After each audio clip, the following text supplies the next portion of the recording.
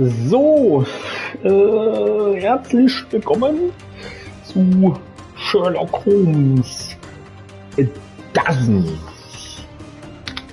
of episodes here on my channel. 12. Episode heute. Und wir müssen die Museumsfrage klären. Dort wurde ein Gemälde entwendet und ein bisschen Vandalismus betrieben. Und unser erster Tatverdächtiger ist der Eigentümer des Bildes, den wir heute erstmal aufsuchen wollen. Ich mache gleich nochmal eine kurze Zusammenfassung zu dem, was bisher geschah. Wonderful, great evening, Mrs. Lucinda. Wie geht's? Gab es noch Ärger zu Hause? So, ganz kurz zu unserem Fall. Wir wurden also von Werner Vogel zu seiner Ausstellung in der Karawanserei bestellt und er sagte, dass im Keller etwas passiert ist. Ich ging mit John hinunter in Werner Vogels Ausstellungskeller, wo herausragende Kunstwerke fernab aller Öffentlichkeit zu bewundern sind. Die Räume sind zu Ehren von dekadenten Künstlern aus anderen Schaffensbereichen benannt. Im A.C. Swinburne-Raum fanden wir einen Sarg vor. Darin liegt ein Skelett, das ein wenig bewegt wurde. Auf dem Sargdeckel hinterließ jemand einen Handabdruck aus Kohle. Die Tür einer Kohlrutsche im I.J. Franco-Raum ist mit einem Riegel aus Metall verschlossen. Auf der Innenseite der Tür fanden wir jedoch frische Kratzer mit Magnetspänen. Der Rutsche selbst hinterließ jemand mehrere Schuhabdrücke. Auf dem Boden des I.J. Franco-Raums ist eine Spur von Schuhabdrücken aus Kohle zu sehen. Dabei sind die Schritte mit dem linken Fuß kürzer als die mit dem rechten Fuß, auf dem hinten hindeutet. Im O-White-Raum wurden alle Gemälde abgehängt. Auf dem Boden befindet sich Asche von verbrannten Gemälden, aber auch ein leerer Bilderrahmen. In der Nähe davon fanden wir einen Malpal-Zigarettenstummel mit Fingerabdrücken aus Kohle. Am gestrigen Abend hörte Werner Vogel ein Geräusch aus der Untergalerie. Er ging nach unten, sah sich dort aber nur kurz um. Das Geräusch hatte dieser Eindringling verursacht, der über die Kohlenrutsche in den Keller gelangt war. Als er Mr. Vogel herunterkommen hörte, versteckte er sich im Sarg. Er wartete, bis Mr. Vogel die Karawanserei verlassen hatte, begann dann mit seinem Journalismus. Dabei hängte er die Gemälde im O-Wild-Raum ab, verbrannte sie. All das könnte jedoch lediglich als Ablenkung von einem Diebstahl gedacht gewesen sein. Mr. Vogel teilte mir mit, dass der Maler Boniface Mercurio irgendwo in der Altstadt lebt, aber er weiß nicht, wo genau. Zudem erwähnt er, dass Mr. Mercurio eine bekannte Persönlichkeit ist. Auf dem Gemälde ist laut Mr. Vogel eine mit Seilen gefesselte Frau zu sehen. Sie wird von einem roten Teufel penetriert, der den Betrachter anstarrt. Der Teufel und die Frau sind von einer Menschenmenge umgeben. Der Teufel ist rot und aus einem Rücken wachsen mehrere Schwänze. Das Gemälde ist Teil eines Zyklus mit dem Titel Die Sabbatnacht auf Colonna. So, wir müssen jetzt erstmal Boniface Mercurios Adresse herausfinden. Die Frage ist, wo wir den suchen sollen. Wahrscheinlich im Rathaus, schätze ich mal. Nicht in der Polizei. Wenn er das erwartet, bleibt bitte. Ach so, ja, das ist natürlich immer eine clevere Geschichte. Wie wart ihr noch in der Schule? Mit eurem wiedergekehrten Klassenlehrer heute. Was ist denn der Eingang hier? Da hinten, ne? Hey. Wrong way. Hier.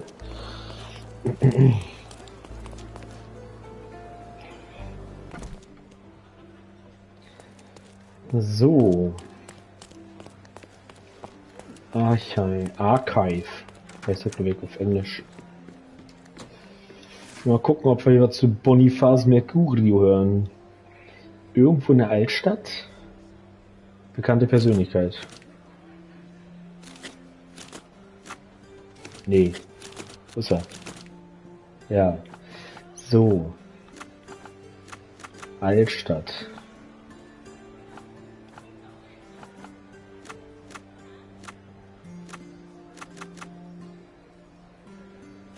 Ja, weiß ich nicht. Kriegen wir jetzt doch irgendwie was vom...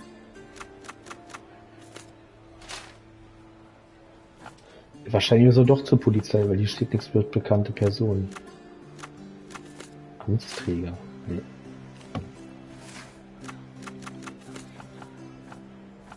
Ich weiß doch nicht, was ich als Drittes suchen soll.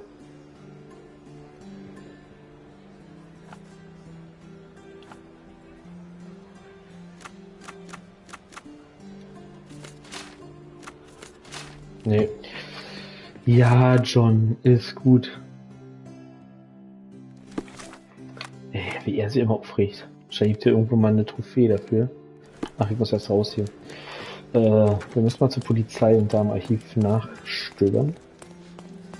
Ich glaube, mehr Archive gibt's nicht, oder? Polizei und mir geht's super, bis auf die Sache hätte der Tag nicht besser sein können. Physik war chillig, ich habe so eine coole Idee. Ihr schenkt bekommen Deutsch entspannt und interessant wie immer. Sportler mit dem Test der Regression von 2 einfach cool und danach nur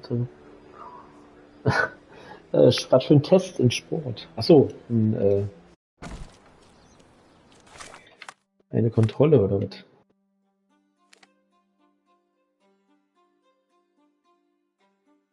Gab den Cordona Chronicle auch ein Archiv? Keine Ahnung. Geh mal zur Polizei.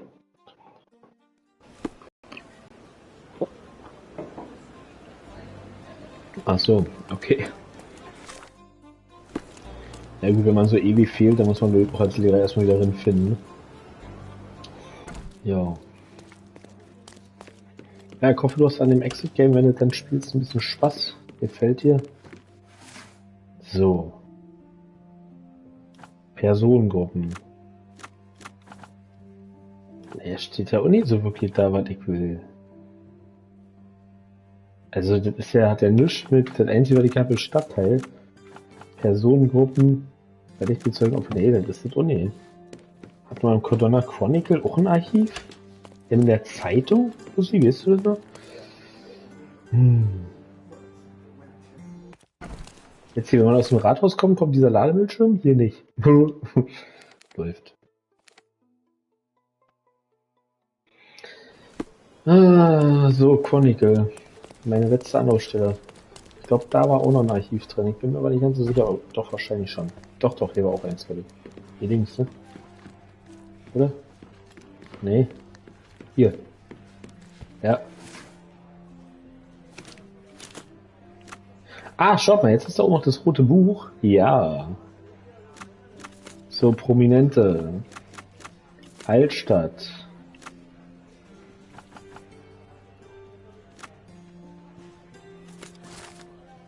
Schlägerei beim Gemäldeverkauf. In der vergangenen Woche ereignete sich ein neuerlicher Skandal in den sogenannten höheren Künstlerkreisen. Den Ausgangspunkt bildete eine Verkaufsveranstaltung für Gemälde unter dem Namen Tanz der Dekadenz. Der Leiter des Verlagshauses Darwin, der Löwe Terwig, machte der gemütlichen Zusammenkunft ein jähes Ende, indem er einen Stuhl auf den als dekadent geltenden Maler Boniface Mercurius steuerte. Wie Mr. Terwig später zu Protokoll gab, tat er dies, weil Mr. Mercury seinen Namen entehrt habe. An dieser Stelle möchte ich die werte Leserschaft daran erinnern, dass Mr. Mercury mit Mrs. Terwig in einem Kaffeehaus gesehen worden war. Nach dem Stuhlbruch sprang der Orchesterdirigent Kurt Gallagher seinen Freund Mr. Mercury zur Seite, indem er mit einem Gemälde auf Mr. Terwig einschlug. Daraufhin begann ein großes Handgemenge, das auch zahlreiche Kunden verwickelt wurden. Nach einer erstaunlich langen Zeit der Schläge und Tritte traf die Polizei ein. Alle Haute-Volée-Schläger wurden verhaftet und für eine Woche in Gewahrsam genommen. Was war das für ein atemberaubendes Ereignis? Als Ihr treuer Kunstratgeber würde ich Ihnen an dieser Stelle vorschlagen, sich ein Souvenir von dieser Verkaufsveranstaltung zu sichern. Doch leider ist sie bereits zu Ende gegangen. Dafür gibt Boniface Mercury unseren Lesern jedoch die Möglichkeit, seine Werke bei sich zu Hause zu bewundern und zu kaufen. Der Maler lebt in der Hermes Avenue zwischen der Scarlet Street und der Olive Street in der Altstadt. Okay. Was für eine Story. Riesenklopperei und am Ende kommt, wo er wohnt. Ich hab's schon wieder vergessen. Ich hab's einfach schon wieder vergessen.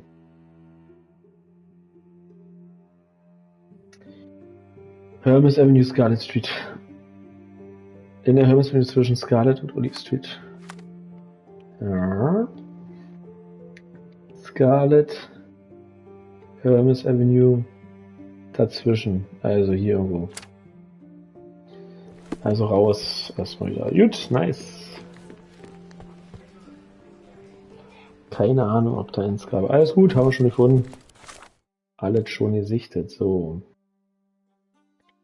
Dann jumpen wir mal hier hin. Zum Haberwachturm.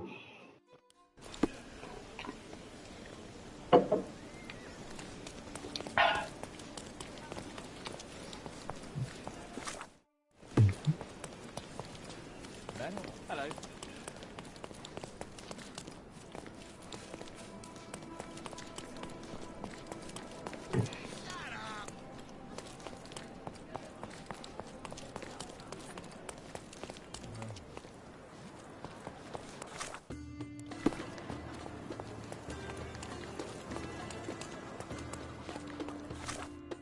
Der muss ja irgendwo wohnen. Ach, hier. Excuse me, young man. Where do you think you're going? Greetings, Mum. I'm looking for the... I don't care who you're looking for. You shall not pass. No visitors allowed. I wish to buy a painting from Mr. Boniface Mercurio. Is he at... Dearie, tell me, because old age has made me blind. Did someone write Information Bureau on my forehead? Das ist ja sehr nett. Because I'm not here to answer your questions. Entry is for residents only. If you aren't a resident, please leave, or I shall report you to the police.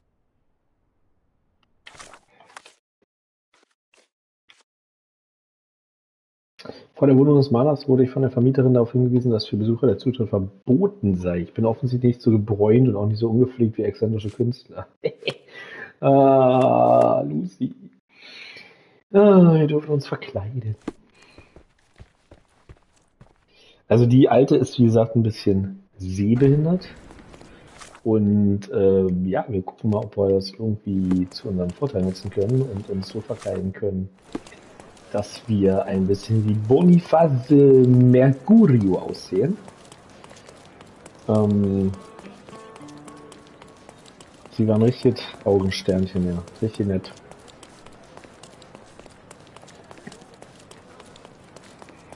Ich schätze mal, Gott hat ihr ihre Sicht genommen, damit wir ihr eine Beeren aufbinden können. So, hier ist der Altstadtmarkt. So, ich muss hier so ein bisschen Boniface aussehen. Boniface Mercurio.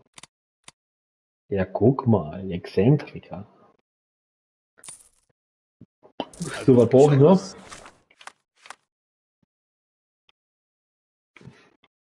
Gebräunt. A good choice indeed. Let's pick Gebräunt. something that suits you. Der Typ hat so ein bisschen 3 Tage Bart. Ach, das kam direkt mit hier. Wird mir schon angezeigt, was ich kaufen muss. Langweilig. Ja. So sehen wir aus wie Boniface. So, wir können gleich mal die Gunst der Stunde nutzen und ein paar Sachen für unser Haus kaufen. Und zwar hier diese tolle Trennwand. So. Dann gehen wir mal zurück zu Boniface Mercurio. Geht das hier durch?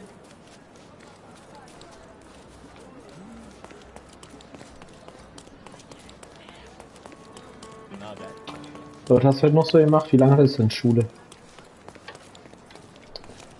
Flotter ist falsch. Ach so. Hier, Aufgang zu früh.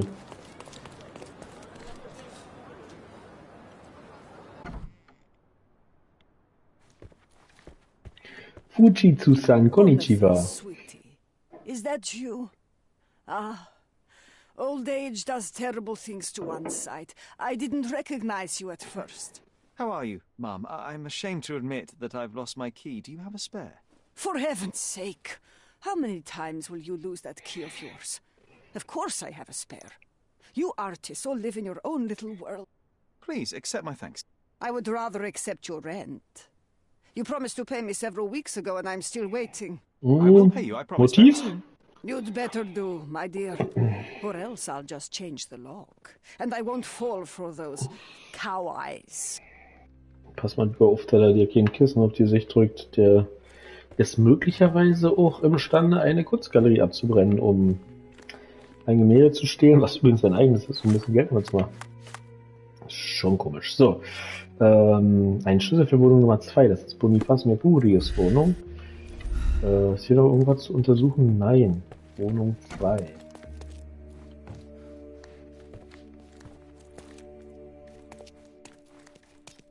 Schon cool, wenn hier keine Nummern stehen.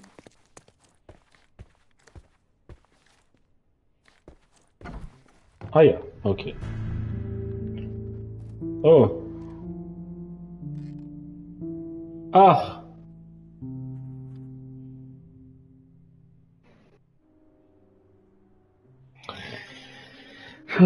Also Boniface Mercurio liegt mit durchgeschnittener Kehle auf dem Boden seines Apartments. Ich glaube, unser Märchenmütterchen wird ein bisschen länger auf ihre Miete warten müssen. Aber schaut mal hier. Da haben wir schon eine benannte Gemälde. Der Red Teufel. skin, tails on the back. Reminds me of Werder's description of the stolen painting. Achso, das können wir ja nicht mitnehmen. Ist ja traurig. Oh Gott, oh Gott.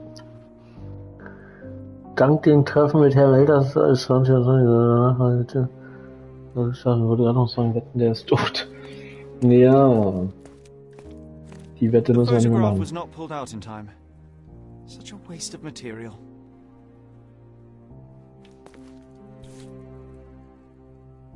Look at this, John. Isn't it our stolen demon? Also zeigen wir nochmal. Da befanden wir in welch auf dem Boden vor. Das zweite Zimmer in der Wohnung bildete mysteriöse Dunkelkammer, in der wir die Entwicklerflüssigkeit einer ruinierten Fotografie fanden. Haben wir jetzt The noch was photograph machen? was not Nee. pulled out in time.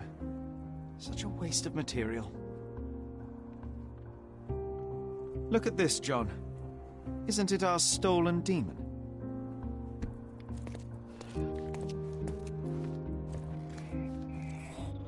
So, mein Freund.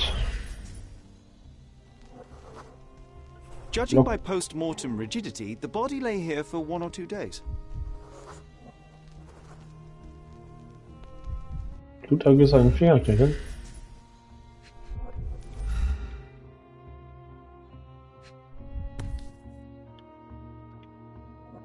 Could be the murder weapon. A normal kitchen knife. Jo. The wound is precise. It was inflicted by a razor or a knife.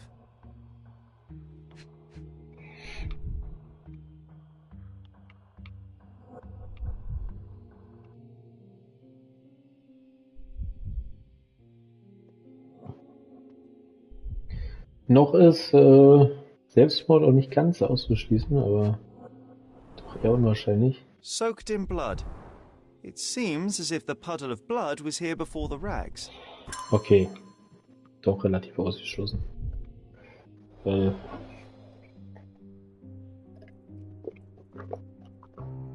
Was ein rostiges, hässliches Ding. Ja, hat aber seine Wirkung getan. The blood has dried. I've heard of this style of painting. It is called expressionism.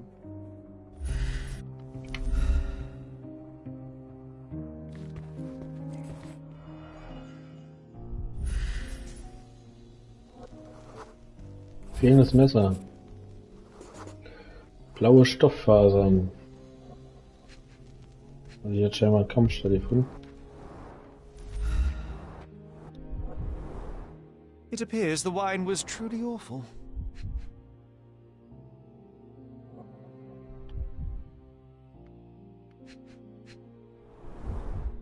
I wonder where he got that fancy camera.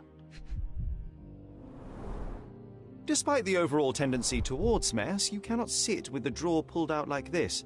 Someone left it after searching. Also, da ist noch jemand involviert. John macht das sehr Don't klar. look at me like that, Sherry. I will not touch that dirty floor.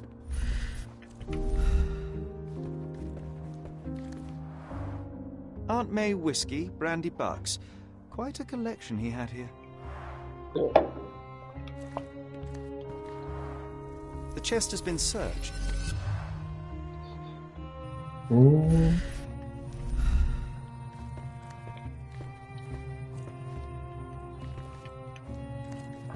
Na los, machen wir immer hier.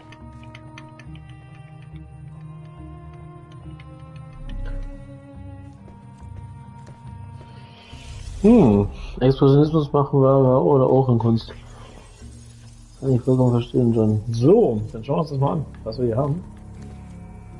Ist eigentlich relativ klar. Jemand hat den mit einem Messer umgenietet.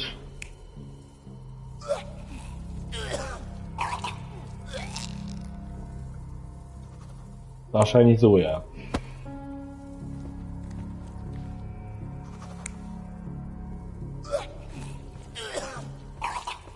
Nee. Nee. Nee. Nee, nee, nee. Der kann ja da nicht hier erst getötet worden sein, weil das Blut ist ja überall. Macht also keinen Sinn. Was ist hier? In der Dunkelkammer überrascht wurden. Ja, das macht tatsächlich mehr Sinn.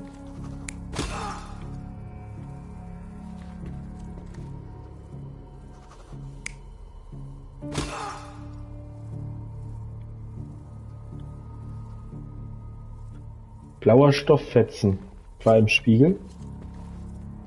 Der hat nichts Blaues an hier, ne? Na, dann, wir müssen noch mal gucken. Wir müssen noch ein bisschen genauer reingehen. Ne, also der hat nichts Blaues an. Das heißt, der blaue Stofffetzen im Spiegel, der muss dem Angreifer hören. Dem Mörder. The blood has dried. Also die haben sich hier geprügelt.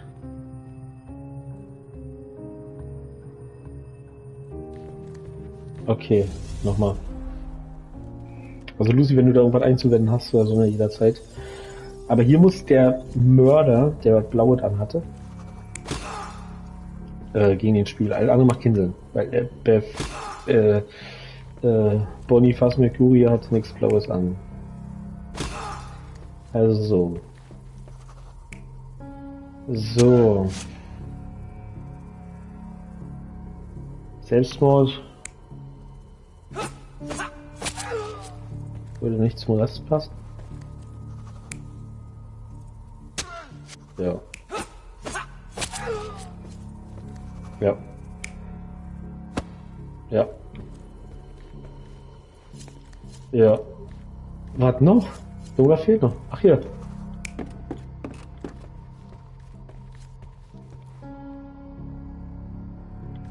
Ah. Der hat ihn gehört. Nee. Also der, mal kurz von mir. Der hört, dass der da in seinen Bildern rumsucht, als er gerade in der Dunkelkammer ist, und greift ihn an. Mit einer Flasche. Danach greift der Mörder, da ist es, zum Messer und kämpft mit Mercurio. Der schlägt mit seinem Bild nach dem Mörder und dann kriegt er das Messer in seine Metula. You're not even trying, Sherry. Concentrate.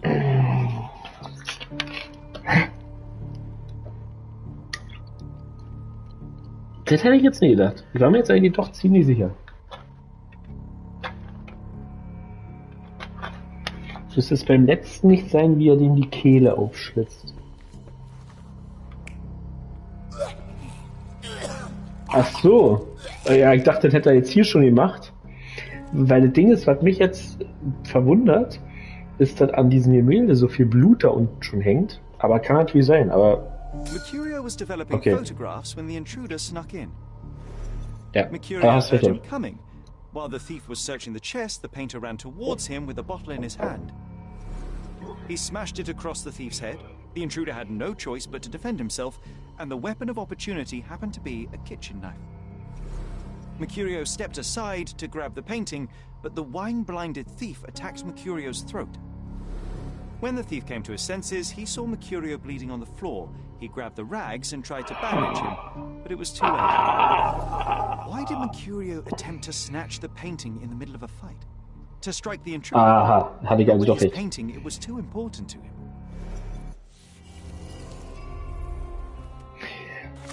Also Lucy, der hat ihm am Ende nicht die Kehle aufgeschlitzt, sondern die hat er ihm schon hier aufgeschlitzt. Ne? Das sehen wir auch an der Blutlache.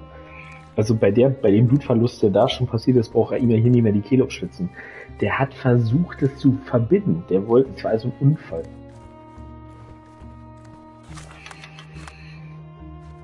Das hat noch vor keinen Sinn gemacht. Warum liegt die Blutlache da? Ich habe nur das nicht richtig gesehen, was der da versucht mit ihm. Ich fand gleich in seiner Wohnung auf dem Boden alles voller Blut, das aus seiner durchgeschnittenen Kehle ausgetreten war. Bei der Leiche fand er ein Küchenmesser und blutige Lumpen an. Vielleicht sagt Blutergüsse. Der Leichenstarr nach zu urteilen, liegt der Tote bereits 1 oder 2 Tage dort. Als wir seine Wohnung betraten, fanden wir eine Leiche auf dem Boden vor. Auf dem Schreibtisch bei der Wohnungstür befanden sich eine zerbrochene Reiftasche, zerbrochener Bilderrahmen, blauen Stofffasern. offenen Schubladen deuten darauf hin, dass der Tisch durchsucht wurde. Auf dem Boden liegt ein blutbeflecktes Gemälde. Das zweite Zimmer der Wohnung bildet Mr. Mercurius Dunkelkammer. Mr. Mercurio war gerade... Achso, das hat er uns ja gerade gesagt. Warum versuchte Mr. Mercurio mitten im Kampf nach dem Gemälde zu greifen? So, schauen wir mal. Bei Mercurio muss ich immer an Mercutio aus Rom und Juda denken. Jo, da hast du recht. So haben wir eine Frau und Hink. Die Wohnung des Malers wurde durchsucht. Dieb vom Maler auf frische Tat ertappt.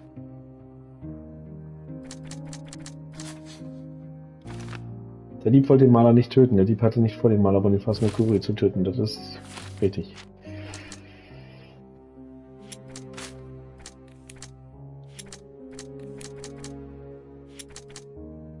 Nee, macht doch keinen Sinn. Okay, bringt uns also noch nicht so wirklich weiter.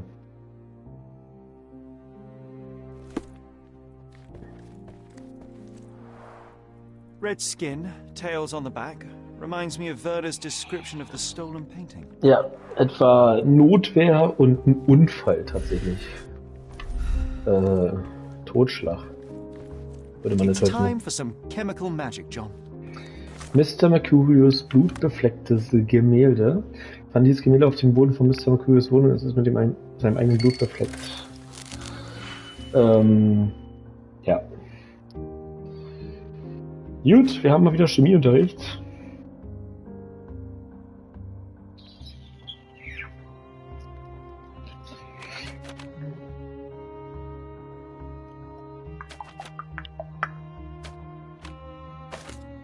So, daraus kann man eine -4 machen. Daraus kann man -1 machen.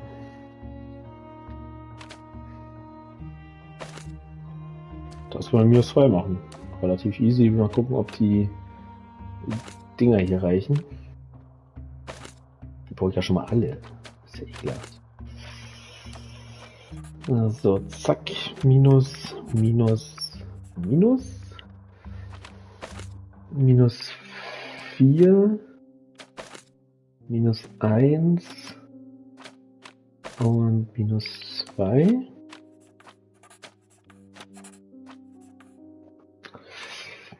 Mann, zum Glück keine Flo der Mathe. Zack. Zack.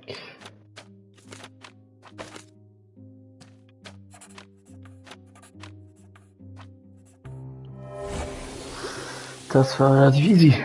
Mit Hilfe von Chemikalien konnte ich das Blut vom Gemälde entfernen. Es handelt sich um ein Stillleben von Mr. Mercurius Wohnung.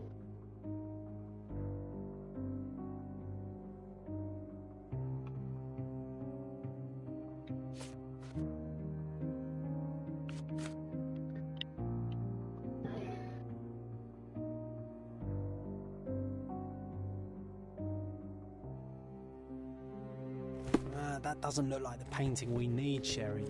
As expected, but that doesn't mean it won't tell us anything. Let's put it on the easel where it belongs. I guess this is his most ordinary painting. Spot the two differences, John? Ja, sehe ich. Hier oben hängt ein Kopf. If the intruder didn't take it, the skull should be somewhere here. Und was noch? I guess this is his most ordinary painting. Spot the two differences, John?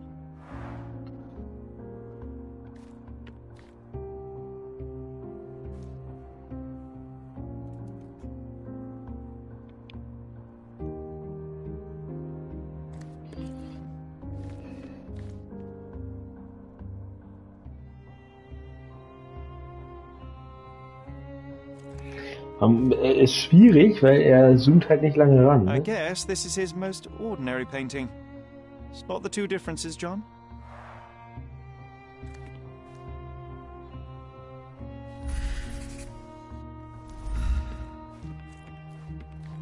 Nothing behind it.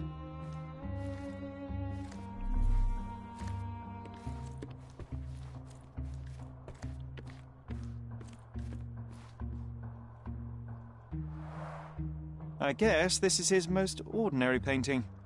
Spot the two differences, John? Ja, dieser Ast, ne? Der Stamm, der fehlt ja auch. Nothing behind it.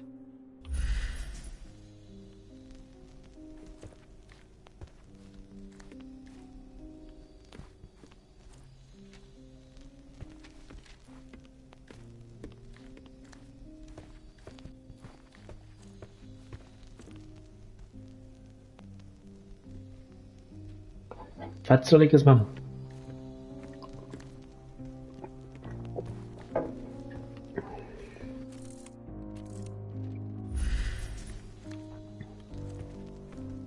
If the intruder didn't take it, the skull should be somewhere here.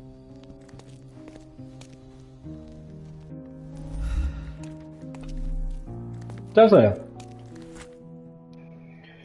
Der Kopf. Monster was actually a man.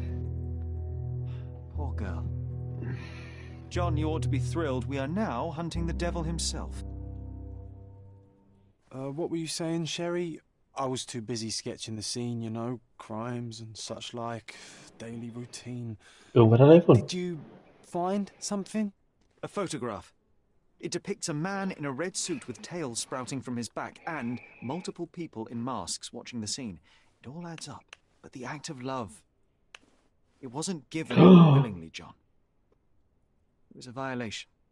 And the girl, she was with child. Give that to me now. Did you recognize someone? No. Although the victim is not from Cordona, she is African. Look at the ritual scars on her face. Get that image out of your brain. You have to continue the investigation. I must speak to the landlady.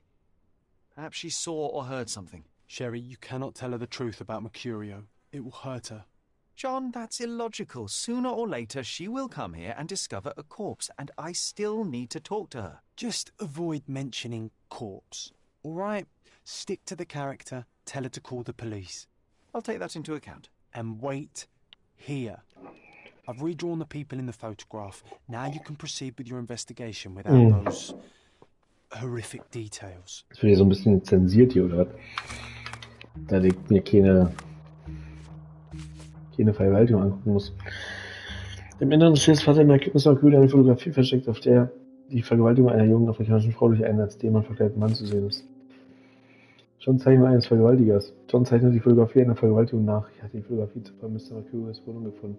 Auf der Zeichnung ist ein Mann mit rotem Anzug und Schwänze auf dem Rücken zu sehen. John zeichnet die Fotografie einer Vergewaltigung nach. Ich hatte die Fotografie zuvor Mr. Mercurios Wohnung gefunden. Die Zeichnung zeigt eine schwangere Frau mit rituellen Stammesnarben im Gesicht.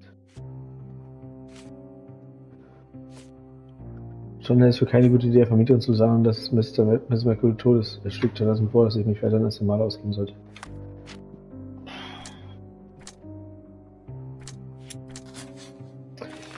Besucher könnte nach Foto gesucht haben. Die Besucher könnte versucht haben, die verschreckliche Fotografie zu finden mitzunehmen. Oh Gott, Leute. Jetzt fängt das an, hier sehr hässlich What's zu. wrong, dear? You look like you've seen a ghost.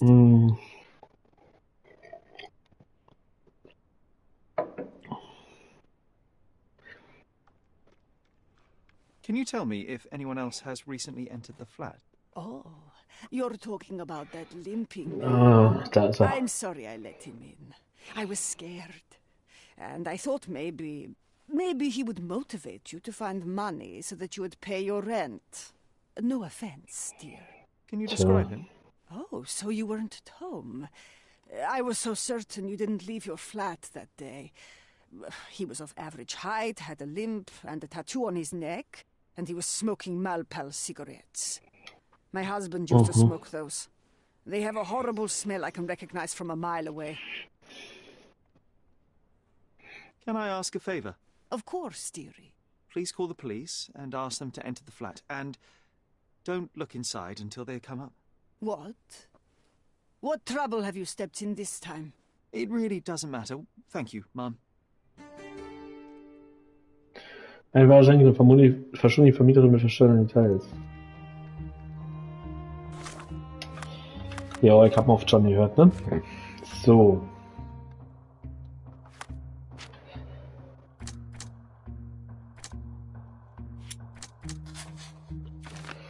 Galeriedieb war in Mr. Mercurios Wohnung. Boniface Mercurios Mörder und der Galeriedieb sind ein und dieselbe Person. Das ist relativ eindeutig. Der Dieb wollte die Fotografie stehlen. Der Dieb wollte in der Wohnung die Fotografie stehlen, fand sie jedoch nicht und tötete Mr. Mercurio unabsichtlich. Aber warum geht er erst in die Galerie und klaut dann Gemälde von Mercurio, um dann in der Wohnung noch nach dieser Fotografie zu suchen?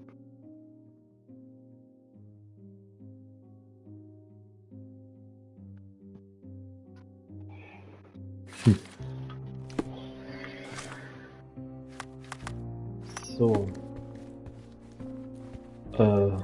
You're acting so strange today, dear. I hope someday you'll let me inside that head of...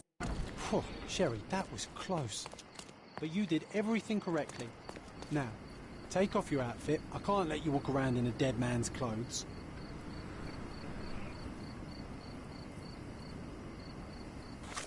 Kann ich mir jetzt gar nicht mehr wie der Typ anziehen? Doch, könnte ich. So.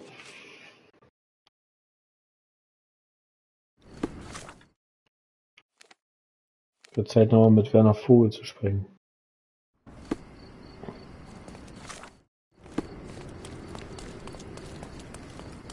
Also wir suchen einen Mann, der hinkt.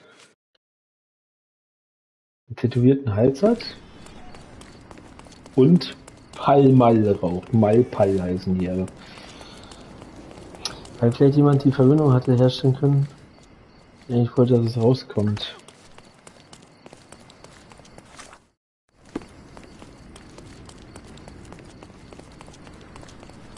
Ja gut, das würde ja dann heißen, dass wahrscheinlich der Dieb und der Vergewaltiger auch ein und dieselbe Person sind. Oh Gott, aber wenn eine Frau vergewaltigt, das schreckt doch vom Mord I doch nicht think I'll zurück. leave the exhibition in its current state for a while. I'll call it The Art of Vandalism. Hm.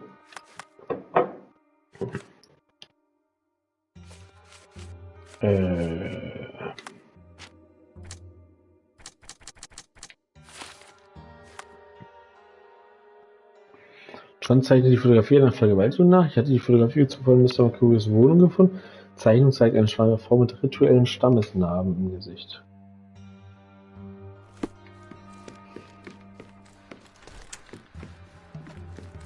Wo sollen wir denn jetzt hin und danach fragen?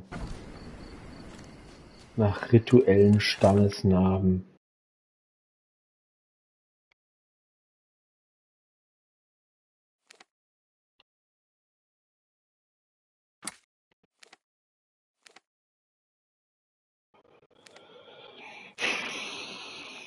Überlege ich gerade.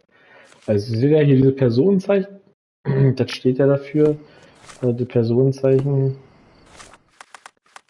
steht ja für Personen in deiner Nähe befragen. So, und dann haben wir noch das Zeichen mit der Pinnnadel. Das heißt ja, dass man uns angepinnt haben muss, während man Personen befragt. Ne? Diesen Hinweis anheften. Jawohl. Excuse me, just one question. I'd rather bite a snake than talk to you. Okay. Das wird so ein bisschen asozial aussehen.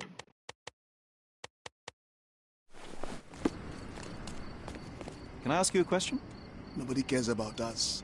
So why should we care about anybody? You obviously haven't thought this all through. Or you just... Am Markt, ja, gar keine schlechte Idee, könnte. people on purpose. Aber wieder umziehen.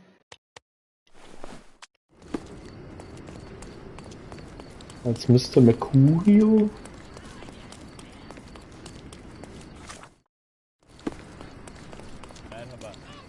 Oh Gott, der sieht genauso aus hier.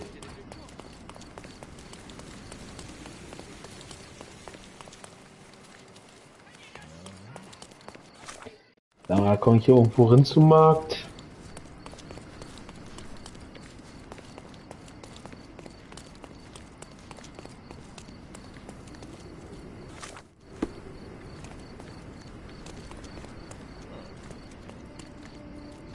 Help me, please. I like you, friend, but I can't help you. Come, come. Decorate your house in Oriental style. Don't miss out on my unique clothes.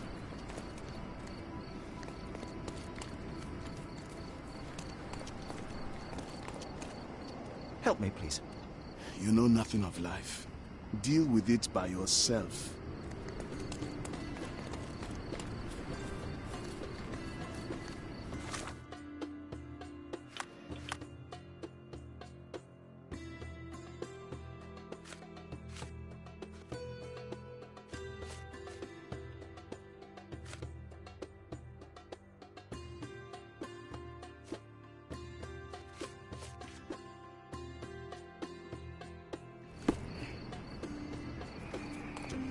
Also... Crazy, ne? Excuse me, just one question. What a coincidence. Ach, I only learned of this recently myself.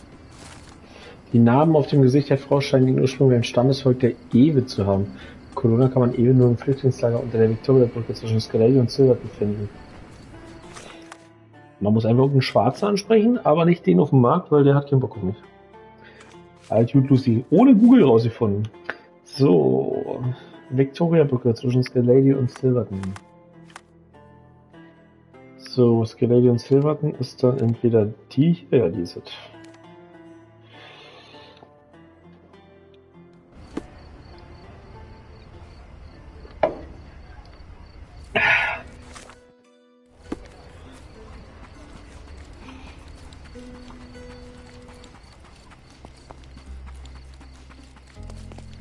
Ja, ist so ein bisschen rassistisch.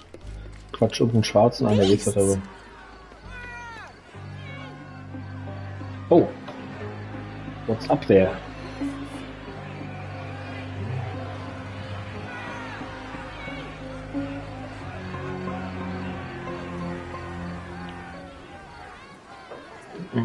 So. Murderers! They're completely livid. First they come to our land, then they murder our people. Drop them all into the sea! Sir, this place is off limits to the public. Please state your business or leave, or I shall request that the police escort you out. My name is Sherlock Holmes. I'm a private investigator. I'm looking for a witness for a case. A private investigator? Really? Even so, you're not authorized. I can't let you in. And you are? I'm Ronald Harlow, here to handle the refugee situation on behalf of City Hall. I'm the acting supervisor here, so I have full authority here to ask you to leave, or I shall order the police to detain you for trying to pass the blockade. Please, step back.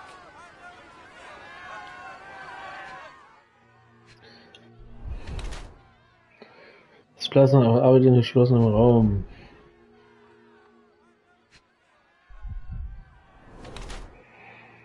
Flaumiger Schnurr versucht älter auszusehen. Versucht autoritär zu wirken, übertrieben seriöse Kleidung.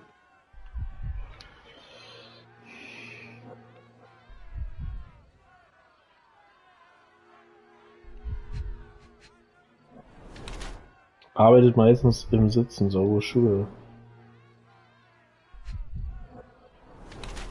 Schwitzt und ist angespannt, feuchte Hände. Ronald Harlow ist ein blasser junger Beamter, der sein Bestes gibt, um ein Flüchtlingslager unter Kontrolle zu halten, über das er im Auftrag der Stadtverwaltung die Aufsicht hat. Er ist nicht allzu glücklich über diese große Verantwortung, hält sich jedoch streng an die Vorschriften und erledigt alle Aufgaben, die ihm übertragen wurden, Eigenschaften, die Erfahrung zu fehlen, um mit Problemen fertig zu werden, die sich außerhalb seines Büros abspielen. Sein flaumigen Schnurrbart versucht er älter auszusehen, als er tatsächlich ist. Seine blasse Haut und dunkle Augenringe deuten darauf hin, dass sein Büro nur schwach beleuchtet ist. Zudem verlässt er es selten, was an seinen sauberen und kaum zerschlissenen Schuhen zu erkennen ist. Mit seiner Kleidung will er respekteinflößend aussehen, doch angesichts des Wetters auf Golden wirkt das unpassend. Seine spitzen Handflächen liegen geschlossen, das ist eine große Belastung für Mr. Harlow, da steht sich aus seiner Komfortzone zu bewegen. Erschöpfter Bürohengst. Ronald Harlow ist ein frustrierter junger Beamter, der die Nase voll von seiner Arbeit hat. Er hat im Auftrag der Stadtverwaltung die Aufsicht über das Flüchtlingslager erhalten. Doch er ist zu erschöpft und zu desinteressiert, um die vorherrschenden Probleme zu lösen. Er trägt einen flaumigen Schnurrbart und glaubt, dieser würde ihn älter wirken lassen, als er ist. Seine blasse Haut und dunkle Augen lassen dafür vermuten, dass er für ihn in einem dunklen Beruf arbeitet. Seine sauberen, kaum zerschlissenen Schuhe stützen die Vermutung. Er scheint viel im Sitzen zu arbeiten und sich wenig draußen zu bewegen. Allerdings wirkt er von der Arbeit im Freien auch nicht sonderlich angetan. Sein Schützen hat er sein, dass er unter Stress steht. Angesichts des aktuellen Wetters hätte er vielleicht leichtere Kleidung tragen sollen. Ja, ich würde mal sagen, Tiere. What about the murder that this crowd keeps shouting about? It's mere assumption. I assure you that the situation is under the police's control. I know you want to deal with this in the right way. You are obviously a professional and a responsible person, but you clearly have never handled a situation like this before. I am handling it, Mr. Holmes. Don't question my capability here. And tell me how you do it. You can't even calm this gathered crowd, and as for the police, they're not quite managing it either, are they? You consider yourself a problem solver, but until today, you've been solving problems sitting at your desk in a dark corner of a city hall room. Here, you need a more practical approach. What are you driving at, Mr. Holmes? I can help you to handle the situation if you're truly interested in solving things quickly and quietly.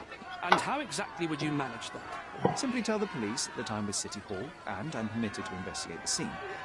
I'll work out the rest, but in return I need your help finding my witness.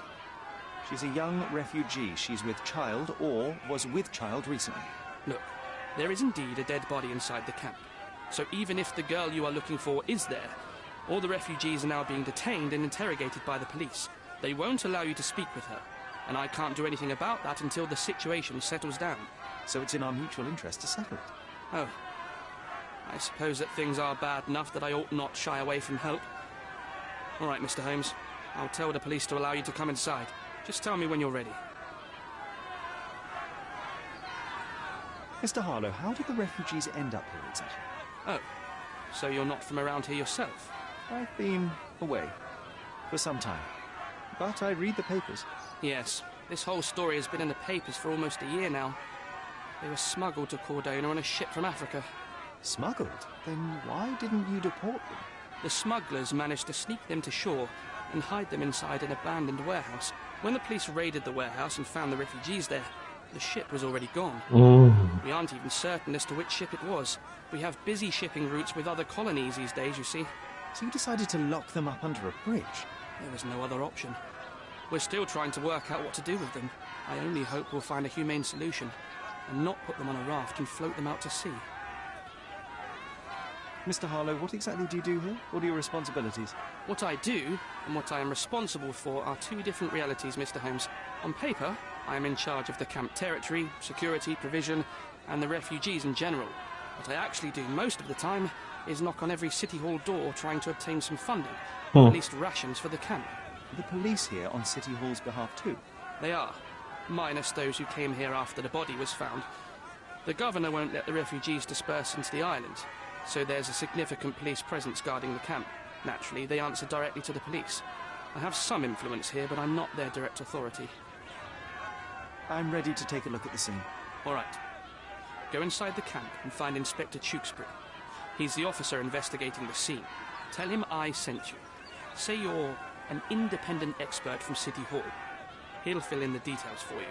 I'll find my way with words. Thank you, Mr. Harlow.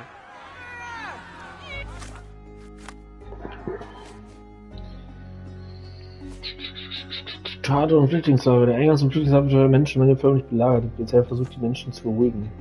Der Beamte Bonnet Harlow, der im Auftrag der Stadtverwaltung die Aufsicht über das Flüchtlingslager hat, sagt, dass im Lager eine Leiche gefunden wurde, dass die Polizei den oder die Mörder unter den Flüchtlingen vermutet. Er versprach herauszufinden, was genau vorgefallen ist. Im Gegenzug wird mir Mr. Harlow dabei helfen, die missbrauchte Flüchtlingsfrau von der Fotografie ausfindig zu machen. Who isn't allowed to visit the crime scene these days? So they keep these refugees under a bridge like proverbial trolls. No wonder the people outside are so disturbed.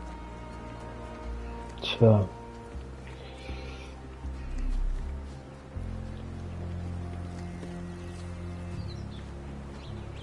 Who the hell are you? How did you get in here? Mr. Ronald Harlow let me in, sir. I'm Sherlock Holmes, a surveyor of refugee affairs with City Hall. You're Inspector Tewkesbury, I presume? A surveyor? What does that even mean? In short, I've been sent to conduct an extensive report on the incident for the Colonial Office and to assess all the damage inflicted on state property. Got it. Another paperworm sent to count money and get food for archive mold. Go on, look around, but don't make yourself too at home. As if I didn't have enough problems before you appeared. Could you first tell me what happened here? What happened? People from the bridge above the camp heard a woman screaming and saw a mass of refugees attacking a man. Clearly not a refugee. When the camp guards came by, the man was floating in the sewage canal with a knife in his chest. Bam. A murder. Big news for Cordona. I'm sure. Thank you, Inspector. And none of the refugees were harmed? One fellow was cut. He's lying over there near their kitchen. He's in a bad way. You mentioned a woman screaming who attracted the bypassers on the bridge. Was she harmed? No, she's all right, but perhaps the whole debacle started because of her. She started wailing and the refugees stood up for the girl. And where is this young woman now? Back there in the shacks, same as the rest of the refugees. She's being questioned by my men, but she's just some refugee girl. Can't understand much English. Do you have any suspects yet? You're joking, right? I've got a whole camp full of suspects. And if you ask me, this bloke had it coming. Better bury him and forget about the whole thing. And now there's a crowd gathered at the camp, and my superiors say we must thoroughly interrogate the refugees. At least those who can understand any English. Do you believe that your superiors wish to get rid of the refugees? I think that both our superiors would rather keep the story quiet. Since that's an unaffordable luxury now, they're looking how to protect their public image. That's why I have to waste my time waiting for my people to turn every stone and befriend every refugee. Did you learn anything about the dead man? The fellow looks like a thug. I've had dozens like him fished out of the sea over the past 20 years. Ever since these refugees arrived, there have been people on Cordona with bad blood in them. My best bet is that this thug had something against them too. And no clue as to his identity? He had some items on his body, but nothing to indicate who he was or where he was from. I think I should catalogue his possessions in my records. Go on. They're on the table near the body.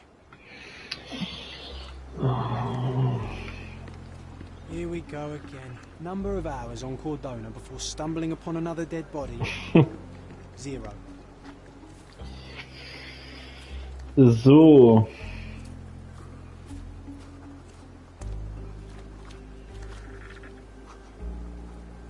Mein Gott.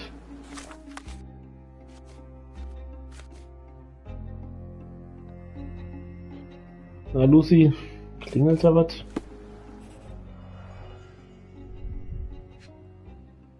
Tattoo am Hals. An interesting tattoo. Does it mean something?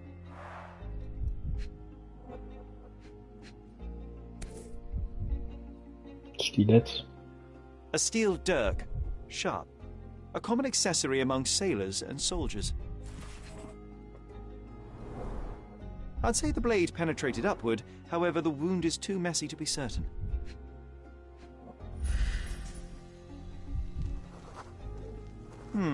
Coal dust under the nails. I don't see much coal around here.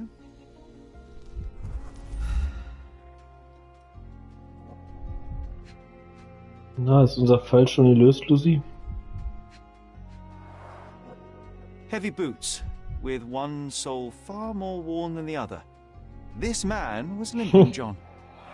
Tja. A violent death. This man, limping. Coal dust. I think we're onto something here, John.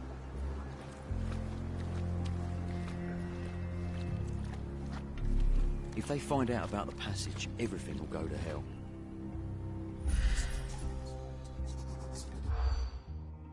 Herausfinden, wie funktioniert der Durchgang hat. Nicht der Öffentlichkeit.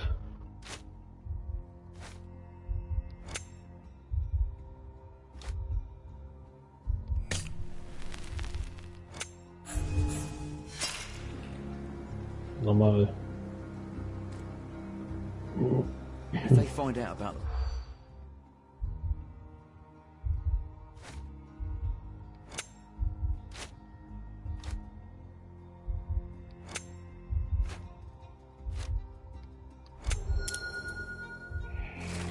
Einige Polizisten befürchten, dass das Lager aufgrund der Angelegenheit mit der Leiche vollständig abgeriegelt wird, wodurch sie mit ihren illegalen Aktivitäten kein Geld mehr verdienen können. Nobody will know anything if you keep your bloody mouth shut. The coppers smell fishy here, Sherry. Perhaps we should sniff around in the camp a little more thoroughly. Sherry, just look at this. Living quarters in a sewer. What kind of a genius bureaucrat came up with this idea? We have seen some dark places in Cordona, but this... Could you help me? The law can't help you with that. Such a mess. Let's figure it out. So, was haben wir denn hier? A simple leather sheath. Perfect for a dirk.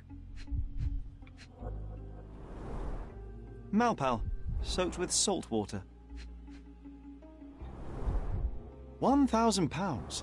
A fair sum, especially considering British currency isn't very common in Cordona.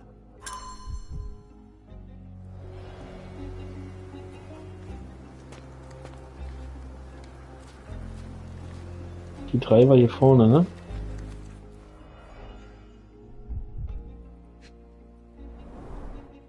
Someone bled profusely here.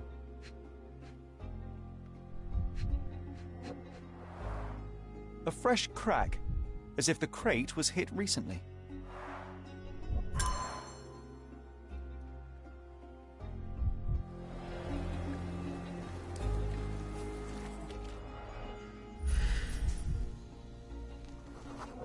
Konnte sich weiter A blood fortbewegen. trail leading to or a furrow in the ground.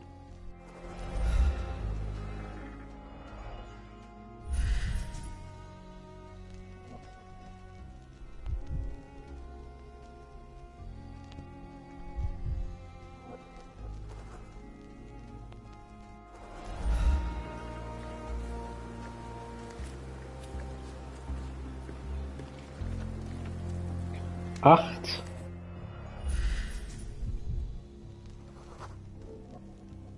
Police boots. Always happy to trample evidence. A heavy boot with a worn-out sole. A man's footprint.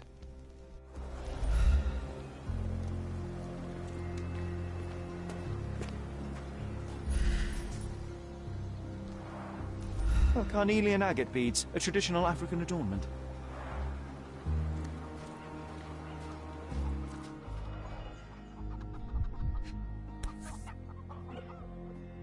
No hint of blood or impact. Ihr Lover hat den Bastard angelegt. It might have been used as an improvised weapon.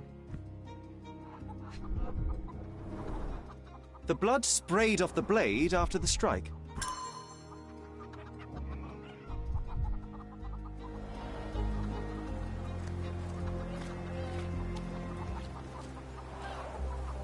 Someone was dragged against their will.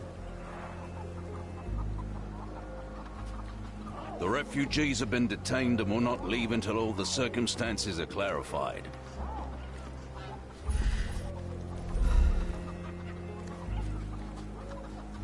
No one deserves to end up in a place like this.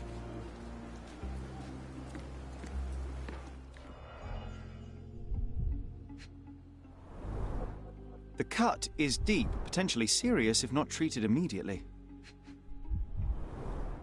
He is in shock, feverish and dehydrated.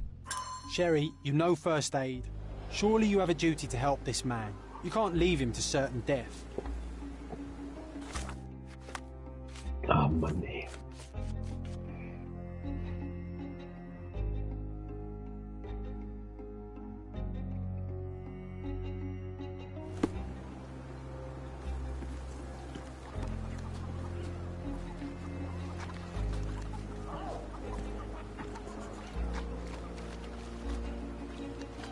Irgendwo war hier gerade was, oder?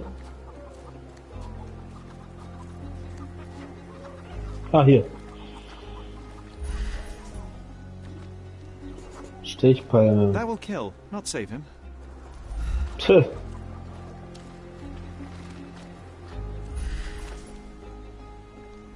Schild. It won't do any good.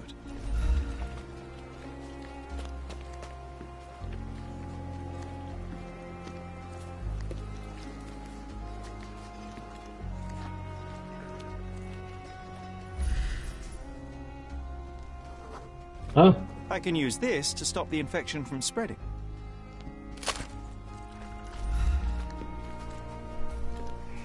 Bin ich nicht nett? I'll use it to create a solution.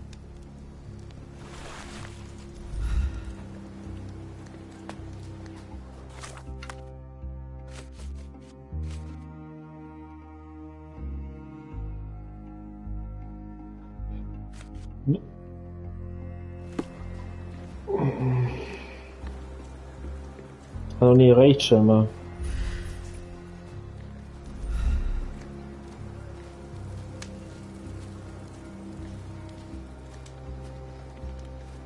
Our dead fella truly has had a day of misfortune.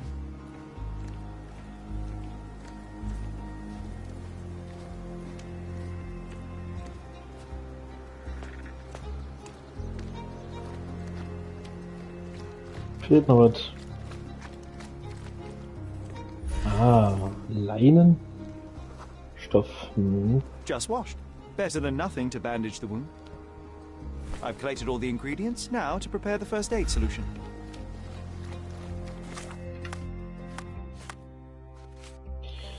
So. Das Wasser sieht schon wieder so hübsch aus. Was brauche ich denn? Minus 441.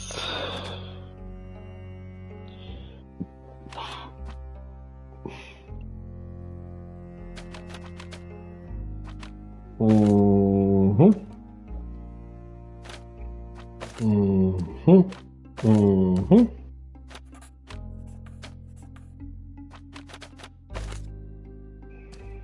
Mhm.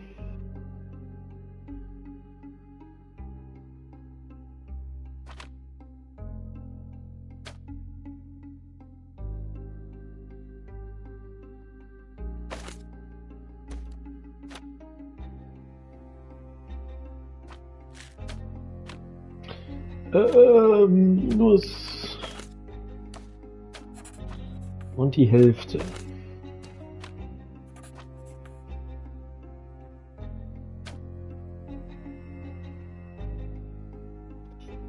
Ach nee.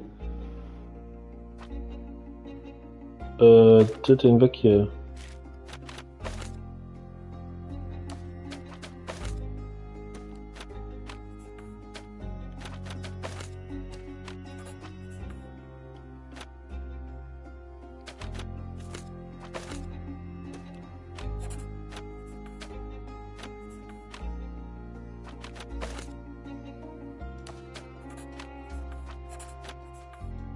So.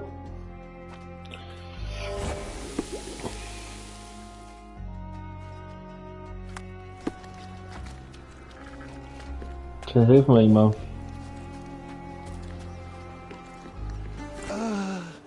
Thank you.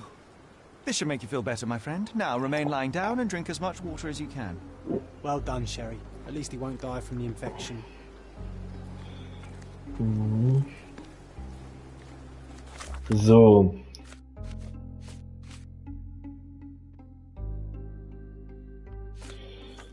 Dann suchen wir mal danach.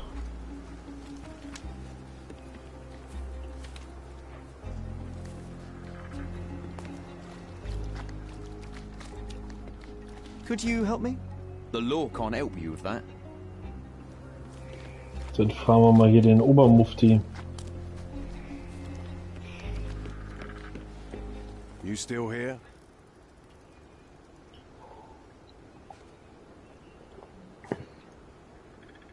I've already told you all I've learned. Your problem, not mine. Go and bother someone else with this, son. The guards at the sewers were speaking about taking refugees out of the camp. Do you know anything about this, Inspector? Less than you do, obviously. And this doesn't bother you as an officer of the law? I can neither punish them nor put them on the right track, if that's what you're asking. Maybe your friends at City Hall could do something about it, but I seriously doubt that. To be honest, I'm sick and tired of being frowned on for my uniform. If those fine gentlemen you've eavesdropped on are in some shady business, that's on their heads. I'm busy. Don't you have papers to fill? Oh, toll. City Hall lubberheads.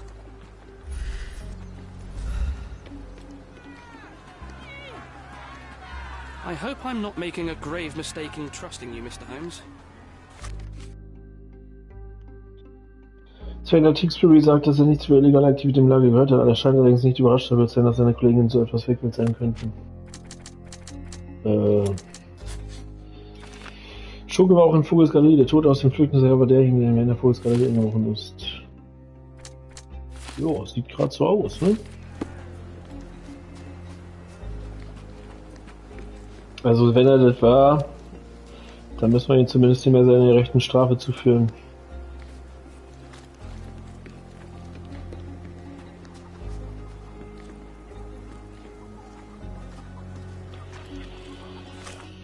So, jetzt werde ich mir jetzt hier mal als Polizist verkleidet. Ich will auch ein bisschen.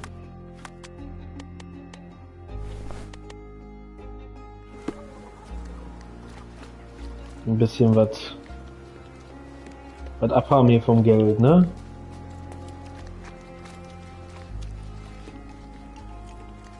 Is this familiar to you? Unfortunately, my casebook is empty on this. Laber doch nicht.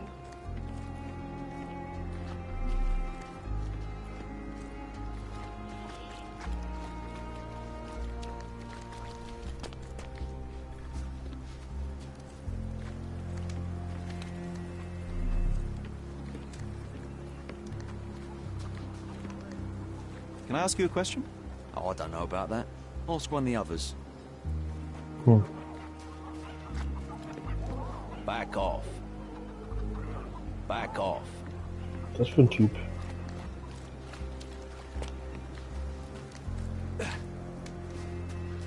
Can you satisfy my curiosity?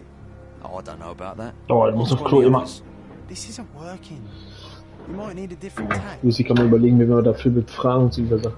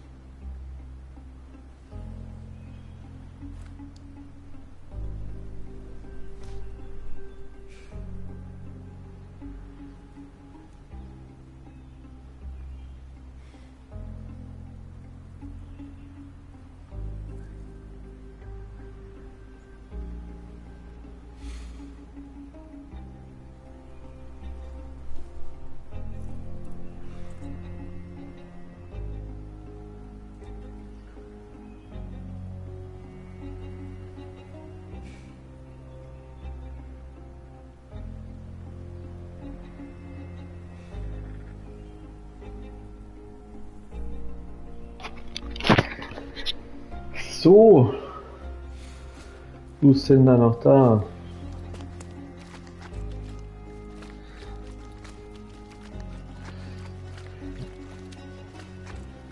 Help me, please. Unfortunately, my casebook is empty on this.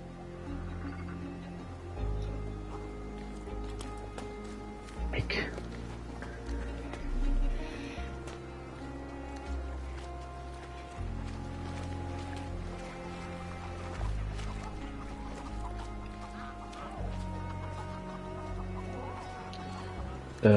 Ja. Gucken, ob wir noch was rausfinden können erstmal. Vielleicht. Back off. Er hat gar keinen Bock.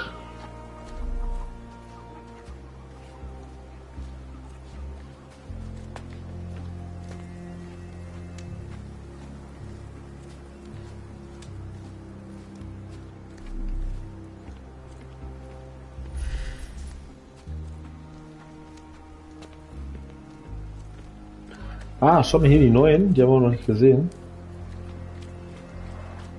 Clearly a left handprint here. You know what? I'd like to understand. What? How did our dead man end up inside the camp in the first place? Wie gelangte der Eindringling ins Lager? Wir müssen herausfinden, wie der Eindringling ins Lager gelingt. Welche Möglichkeiten gibt es? Tja, hier hinten. Durch diesen Eingang. Beispielsweise. Aha. Wie das Tor Sealed gewandt. shut. I doubt our man could get through these grates. Okay.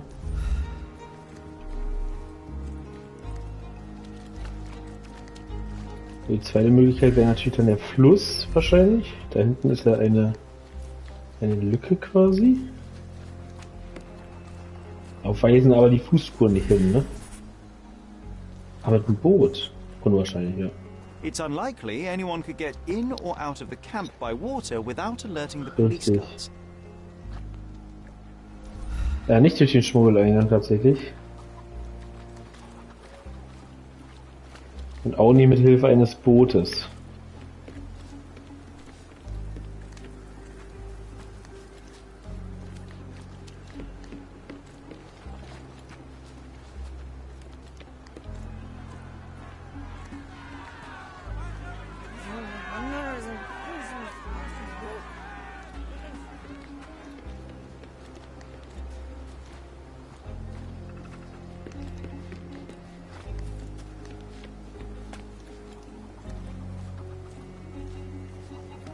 Tja, über den Berg würde es vielleicht noch gehen.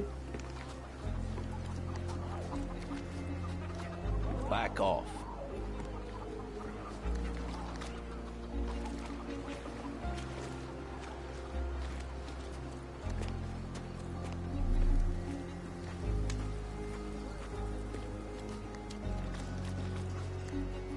So, war da gerade was?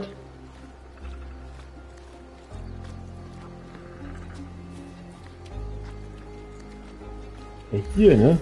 Würde es ja quasi gehen. Schon ein bisschen reingeschwimmt. Ah, hier steht eine Leiter. Hallo, Sherlock. 8 Fuß kurz. No, it's too short for these walls or cliffs.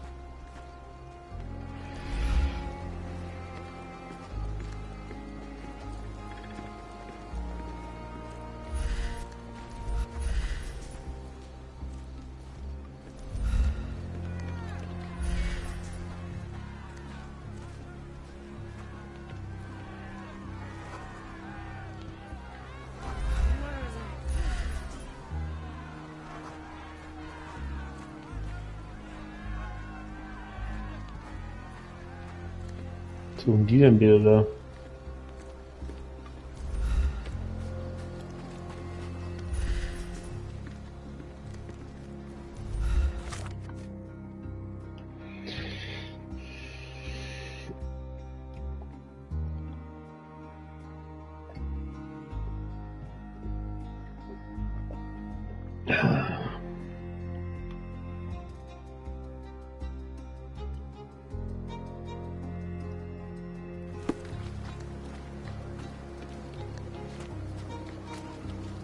Tja, geschwommen?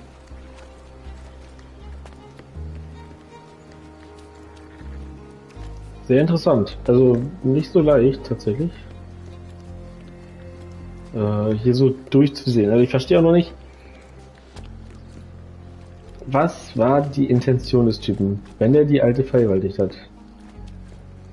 Was wollte der dann hier? Was sollte das? Also dann bringt er diesen Mercurium aus Versehen, ja, aber er bringt ihn um. Aber das macht für mich irgendwie noch keinen Sinn.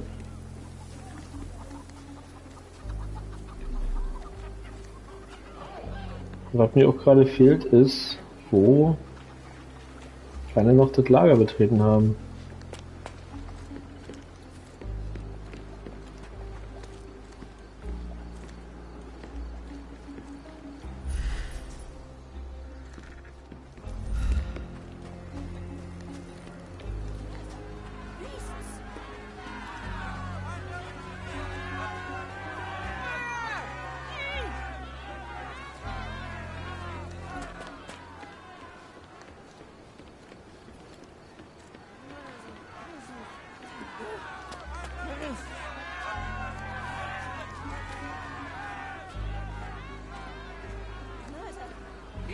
Richtig, einmal durch den Haupteingang. Das war auch meine Idee, aber die scheint es nicht zu sein. I'm busy. Don't you have papers to fill? City Hall lubberheads.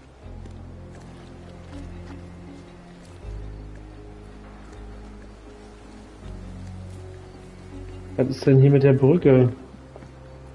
Ach so, Seil haben wir nie gefunden. Leiter ist zu kurz.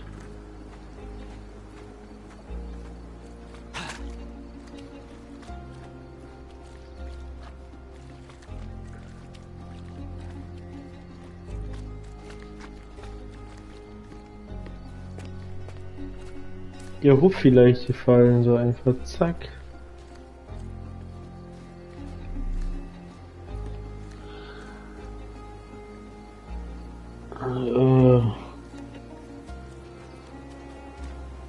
Außereheliches Kind? Die war ja schon schwanger, als er die vergewaltigt hat.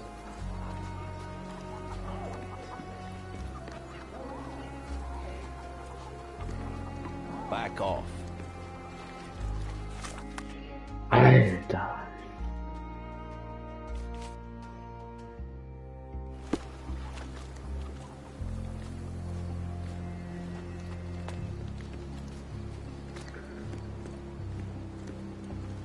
Oh nee. Das war ja richtig clever.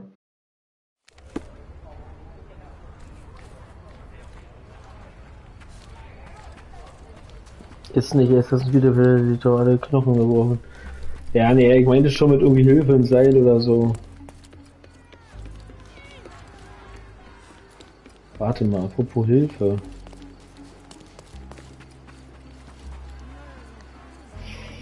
Hätte ich jetzt vielleicht gedacht, dass hier irgendwie was liegt. Mach jetzt ein Seil.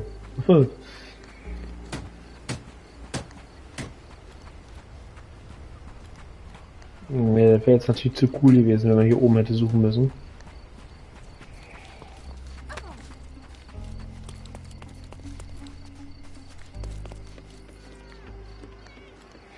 Na gut, aber der wollte den ja nicht umbringen. Warum versucht er den noch zu retten?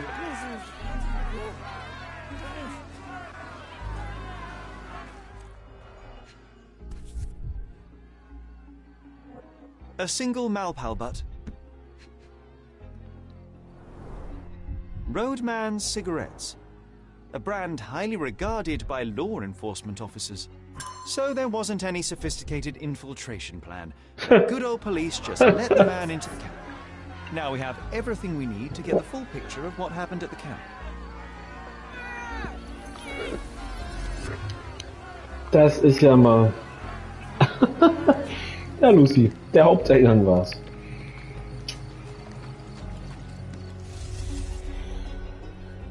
Okay, nun gibt das Puzzle langsam Sinn. Also, starten wir mal vom Haupteingang.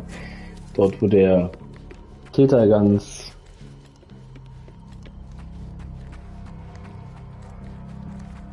unbedacht reingekommen ist. Da steht er.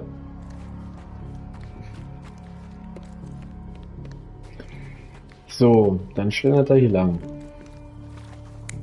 Was passiert hier? Der Trieber im Wasser.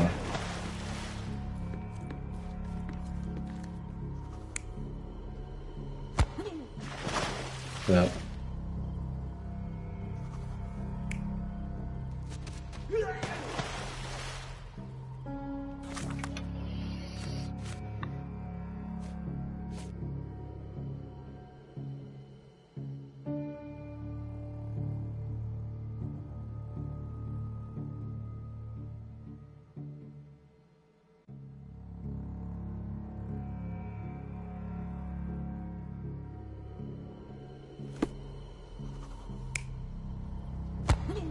Das ist schon wieder geil. Wo ist da der Unterschied? Ja, wenn er so treibt, wahrscheinlich eher so, wa? Ah.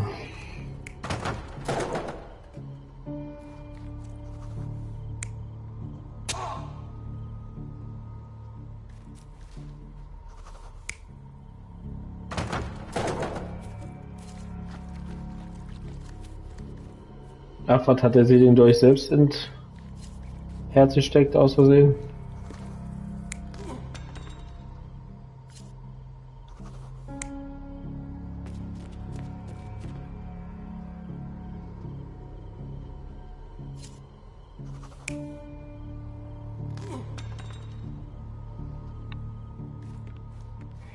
Ich zieh noch nicht so richtig durch.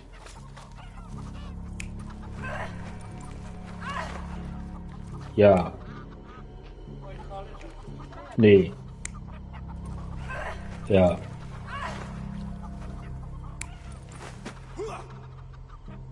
Ja.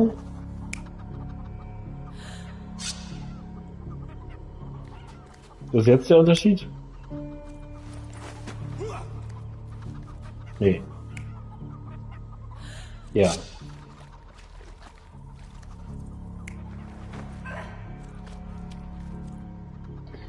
Ja. Nee. Kam der auf ihn zu?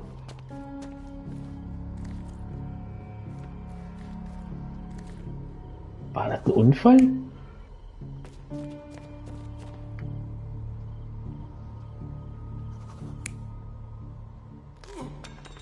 Ja! Der rennt weg vor dem, stolpert dabei der Idiot und rammt das Ding selbst in die Wurst. Bam! So we have a thug who came to take a refugee woman with him. She resisted, but he dragged her by force. One of the refugees stood in his way, armed with a stick, yet he could do nothing against a cutthroat with a blade. The man didn't anticipate that the other refugees would intervene and stand against him. In the confusion, the woman managed to break free.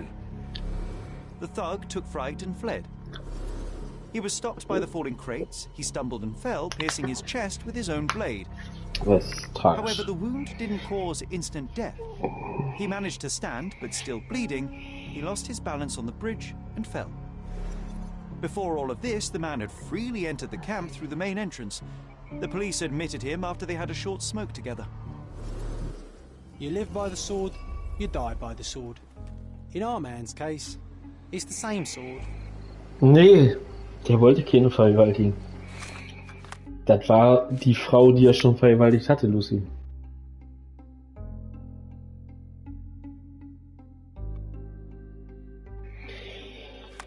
Also, fassen wir nochmal zusammen. Der Halunke gelangte ungehindert durch den Haupteingang ins Flüchtlingslager. Die Polizei hat ihm nach einer kurzen Unterhaltung beim Rauchen einfach passieren lassen.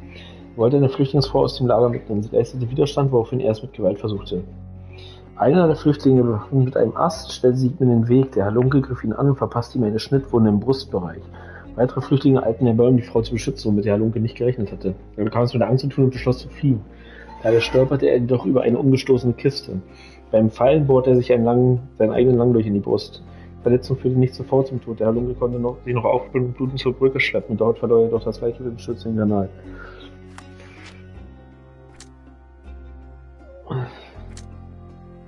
Der Schoko war bewaffnet und verteidigte gegen die Flüchtlinge, verletzte jedoch nicht die junge Frau. Schoko wollte die Frau wegzerren. Der Schoko wollte die Frau entführen. Der Schoko kam ins Flüchtlingsheim, um eine junge Frau zu entführen. Er hätte sie töten können, tat es aber nicht. Der Schurke ist nicht nur ein Dieb, sondern wollte auch eine Frau entführen, ein Handlanger für verschiedene Aufgaben. Ein Handlanger?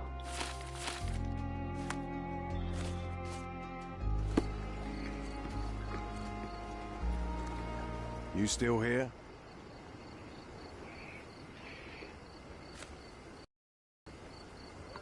Don't bother someone else with this, son. Inspector, I believe I can aid your investigation. I know who the dead man is and what really happened here. You do? Well, good for you. But I'm afraid I'm not the one you need to share your findings with. Speak to Mr. Harlow here. He's the one responsible for settling things in the camp. You don't even care to listen? Oh, I do care. And maybe even more than I need to. But I'm only here today to lock the place up, question witnesses, and file the facts. It's sad, but coming up with conclusions is not among my tasks here. You fellows at City Hall do that. Anyway, speak to the supervisor. I'll just stand by and listen to what you have to say. Mr. Harlow, your refugees didn't murder anyone. What? Pray tell me what you've learned. All right, listen carefully. This might solve one problem for you, but will create a few more. Oh, well, that's a great start. The man came to the camp intending to kidnap one of your refugees, a woman. What he didn't expect was that the refugees would stand up to protect the woman. A brawl had broken out. In the chaos of it, the man stumbled over those crates and fell on his own blade. How do you know he fell on his own blade? The wound in his chest was inflicted from an unusual angle. It was not an offensive stab, shall we say. The refugees didn't touch him. And judging by the blood at the scene, The intruder managed to raise himself, but was unable to walk very far. He ultimately fell into the canal. But how did he sneak into the camp? Why didn't the police see him? And this is where your new problems emerge, Mr. Harlow. What do you mean? You're not a dull-witted man. You know what I mean. There is no feasible way to get into the camp without the police guards knowing of it. The pile of mess I had to sort out has just become bigger, but somehow that doesn't surprise me. Anyway, I thank you for your help, Mr. Holmes. I'll take it from here. Meanwhile, I'll make sure the police aren't detaining the refugees any longer. You can go back in and look for your witness. You think one small clerk can make any difference in this place? Who knows, John? Just one ill-fitting cog could make the whole machine crumble. So.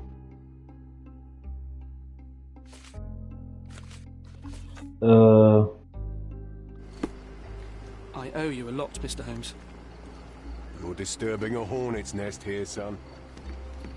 Aber was ist jetzt damit? Help me, please. They often take us from the camp to work. Most don't mind though. It's the only way to get a glimpse of freedom. Den Aussagen der Flüchtlinge zufolge kommen regelmäßig zwielicht die Personen ins Lager und nehmen Flüchtlinge mit, die dann außerhalb des Lagers unterschiedlichste Arbeiten verrichten. Dabei handelt es sich für gewöhnlich um schwere Arbeit, doch die Flüchtlinge bekommen dafür Geld und Essen. Die Frau, die aus dem Lager entführt werden sollte, wurde einmal missbraucht, nachdem sie vorgelegt zum Arbeiten mitgenommen worden war. Seitdem haben die Flüchtlinge nicht mehr zugelassen, dass Frauen aus dem Lager geschleust werden. So there's a smuggling ring in the camp. This wasn't the first time that someone freely entered the camp to take a refugee out. At least it was certainly his last time. My gut tells me that we'll learn more about this ring when we find out where the thug came from. Deswegen haben die den drin gelassen, die Bullen. Der wollte Leute rausschmuggeln. These events have fractured into so many pieces. But I know you can collect them all, Sherlock.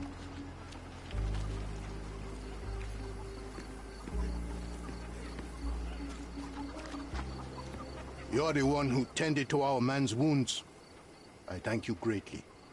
The police didn't allow us to help him. The police will leave you alone. No.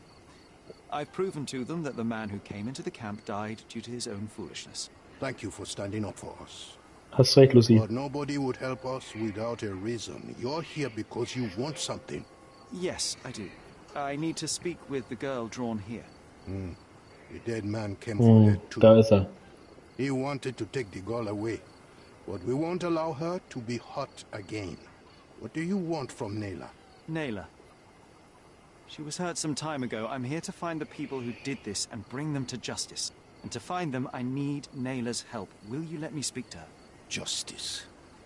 There's no justice on this land. But you helped us, so maybe your words are not empty. You can speak to Naylor, if she wants it. But I will be watching you. Hello, Naylor?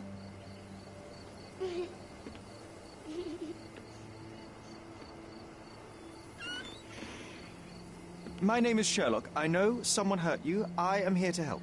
I'm trying to find the people involved and bring them to justice. Please. There is a photograph, and I'm sorry, it is terrible, but I simply must ask. Where did this happen? What can you tell me about these people?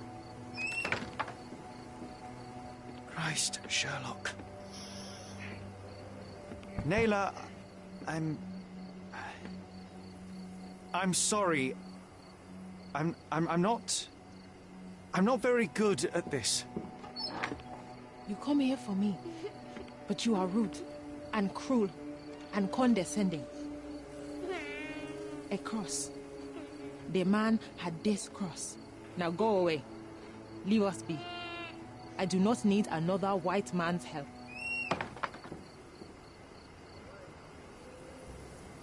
Oh, glad that wasn't me. Not my best work, John, by a long shot. Naylor doesn't want us meddling. I'm starting to wonder what this all achieves. But she helped you anyway.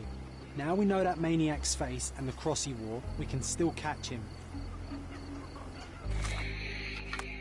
Also der Vergewaltiger ist nicht der Typ. Der Mann, der tot im Lager gefunden wurde, hatte eine zu auffällige Tätowierung im Halsbereich, zwei übereinander angeordnete horizontale Linien mit einem Punkt darüber. Der Mann kam nicht aus einem Zufall hier. Er spielt eine sehr wichtige Rolle bei diesem Fall und seine Tätowierung könnte mir helfen, diese Rolle zu verstehen.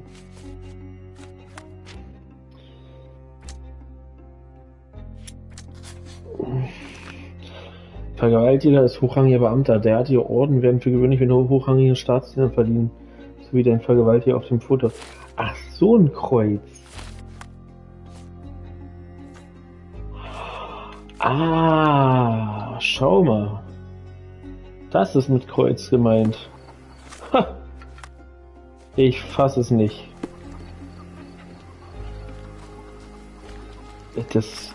Ich würde jetzt erstmal Chronik, Dings machen.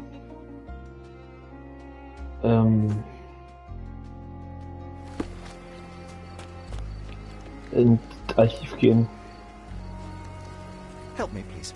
Sorry. We don't see much here. You still here? Ja. The intruder has a most peculiar tattoo on his neck, 2 lines and a point. Do you know anything about it? You really want to know, kid? Why? You want to play a policeman or something? I'm sure you have it in your records, so it won't hurt if I have it in mine.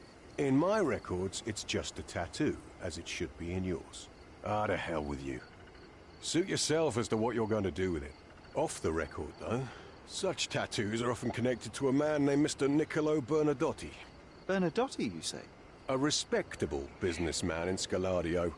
His company imports goods and wines, and smuggles everything that can be smuggled between the colonies and the mainland. His people can be identified by an obscure tattoo, just like the one over there our friend has. But these are all merely rumors, you see. If Mr. Bernadotti was a criminal, he'd be in prison now. Or hanged, right? Beamtenarsch. I owe you a lot, Mr. Holmes.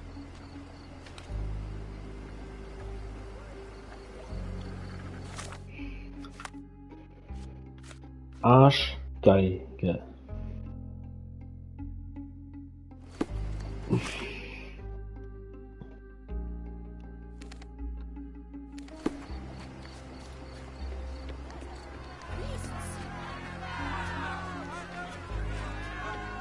Is this...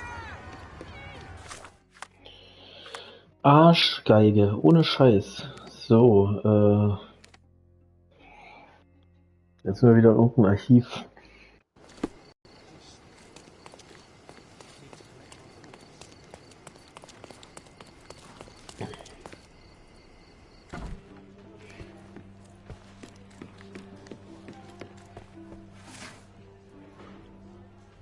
So, wir haben einmal das hier. Ah, wir sind hier falsch. Da ist oben jetzt nicht das Buch dran. Das war vorhin so. Rathaus vielleicht oder Polizei? Schmuggler hört sich ja eher nach Polizei an.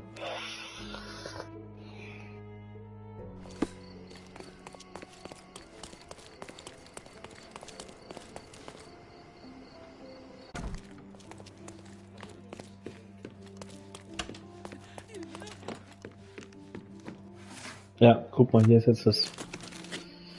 Zumindest das. So, Verbrechen brauchen wir nicht. Was haben wir denn? Bernadotti,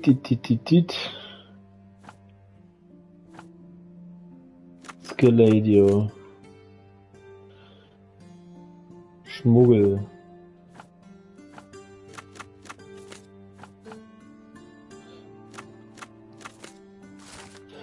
Verleihungsprotokoll Niccolo Bernadotti. Niccolo Bernadotti, geboren 1834, ist ein auf Colonna bekannter Geschäftsmann und Kunstmäzen. Er ist der Gründer und Eigentümer der Bernadotti Company Limited, gegründet 1873. Hauptsitz südwestlicher Teil von Scaladio Bazaar Road in der Nähe der Kreuzung der Roman Road. Mr. Bernadotti wurde am 13. Februar 1876 nach einem Hinweis einer unserer anonymen Quellen vernommen. Den Angaben des Informanten zufolge ist Mr. Bernadotti in den Schmuggel von Spirituosen und antiken Kunstgegenständen zwischen den britischen Kolonien, Colonna und dem restlichen Vereinigten Königreich verwickelt. Personen, die vorgeblich in Mr. Bernadottis Firma angestellt sind, waren zuvor bereits in eine Reihe von strafbaren Handlungen verwickelt. Darunter Raubüberfälle, Gewaltanwendung, organisiertes Verbrechen und Erpressung. Mr. Bernadotti wurde lediglich als Zeuge zur Vernehmung vorgeladen, da er keine stichhaltigen Beweise für eine Anklage gegen ihn gibt. Während der Vernehmung, die ich gemeinsam mit Officer Booth durchführte, gab Mr. Bernadotti zu Protokoll nichts über die von unseren Informanten genannten Aktivitäten zu wissen. Über seine Aktivitäten vor seiner Umsiedlung nach England existieren keine Informationen. Laut eigener Aussage lebte Mr. Bernadotti bis 1873 auf Sizilien in Italien, wo er ein Warengeschäft betrieb. Danach zog er nach London und begann mit seinem Importgeschäft. Zusammenfassung: Es ist nicht möglich, Mr. Brown was wegen Inspector Herbert Ryder.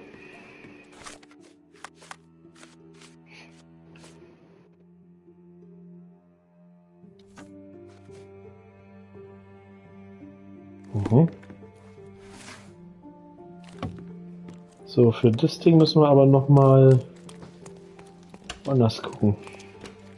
Bleibt dir nur das Rathaus eigentlich. Da ist noch ein Archiv. Klingt auf jeden Fall alles so ein bisschen nach Mafia, Lucy, ne? Wann musst du ins Bett? Also ich weiß, du schläfst erst um 2, aber wann musst du ins Bett?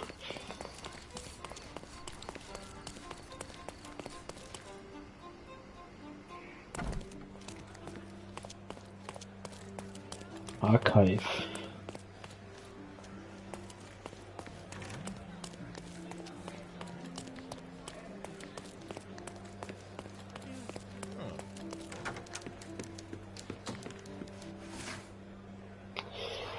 So.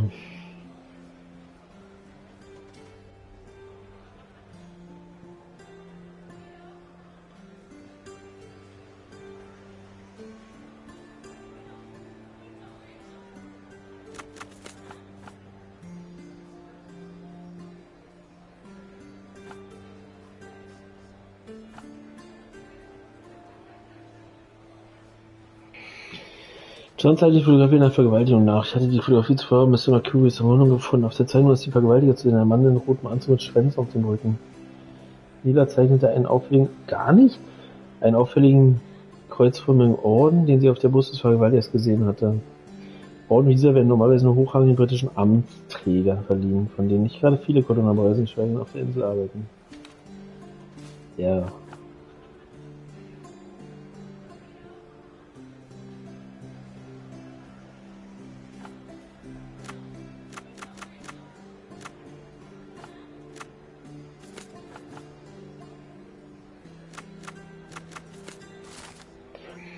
Informationen über Thomas Norton. Thomas Norton, geboren 1840 in London, 1864 Abschluss an der University Oxford. Ich habe doch gerade Thomas Norton da gesehen. Das stand auch über dem im Büro. Begann 1869 im Innenministerium als Sekretär zu arbeiten, wurde 1875 im Militärattaché in Indien, wurde 1877 von der Queen mit dem Order of the Bath ausgezeichnet, wurde am 1. März 1988 zum britischen Abgesandten auf Kolonne ernannt, mit eigenem Kabinett und Rathaus. Genau das habe ich hier gesehen. Thomas Norton. Alter, brat mir doch mal in einen Storch.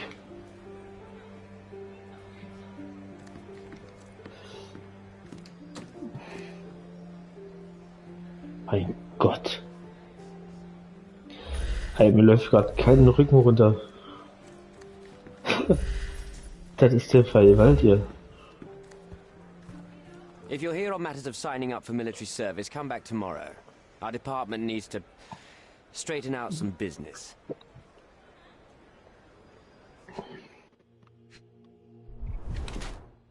Keine Zeit zum Rasieren, Bartstoppeln. Britischer Ritterorden, abgenutzte, aber getragen. Roter Fleck Wein.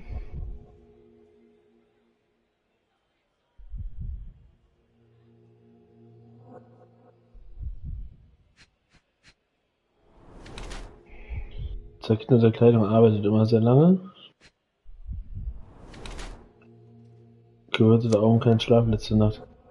Der rote Weinfleck auf dem Handgelenk und das unrasierte Gesicht sprechen für eine laxe Einstellung gegenüber seinen Pflichten.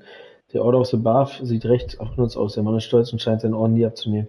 Der zerknitterten Kleidung und den geröteten Augen nachzuurteilen, hat er die Nacht nicht zu Hause verbracht, statt sich die Nächte jedoch mit Arbeit um die Ohren zu schlagen, erweckt dieser Mann eher den Eindruck, dass er in diesen Zeit über Alkohol und körperlichen Lasten freund. Der Order of the Bath sieht recht abgenutzt aus. Der Mann ist stolz und scheint seinen Orden nie abzunehmen. Der rote Fleck auf seinem Handgelenk ist vermutet, dass er vor kurzem Rotwein getrunken hat. Seine zerknitterte Kleidung und sein unrasierter Gesicht und seine geröteten Augen sind darauf hin, dass er einen Schlaflosigkeit leidet oder von starken Schuldgefühlen geplagt wird. Er wirkt, als ob er einen fortwährenden Albtraum durchlebt und am liebsten seine schrecklichen Erinnerungen an einen Zielfehler loswerden würde. Why are you staring at me like I'm a Madame Tussauds figure? Didn't you hear what I just said? You blame yourself for what you did. Won't be any good unless you confess to me, so I'll try to be polite. What sort of did are we talking about? Are you from the press? I'm here because of Naylor. Who? You don't remember her name. Lad, if you won't tell me why you came, I'll call for someone here to sort you out, if you get my meaning. Ja, also an sich schon, aber zum einen habe ich mich dann an der Fingersen gehalten, jetzt an erzählen, darf ich mehr oder weniger so lange aufhören, wie ich brauche. Grauenhafter Kleidungsgeschmack.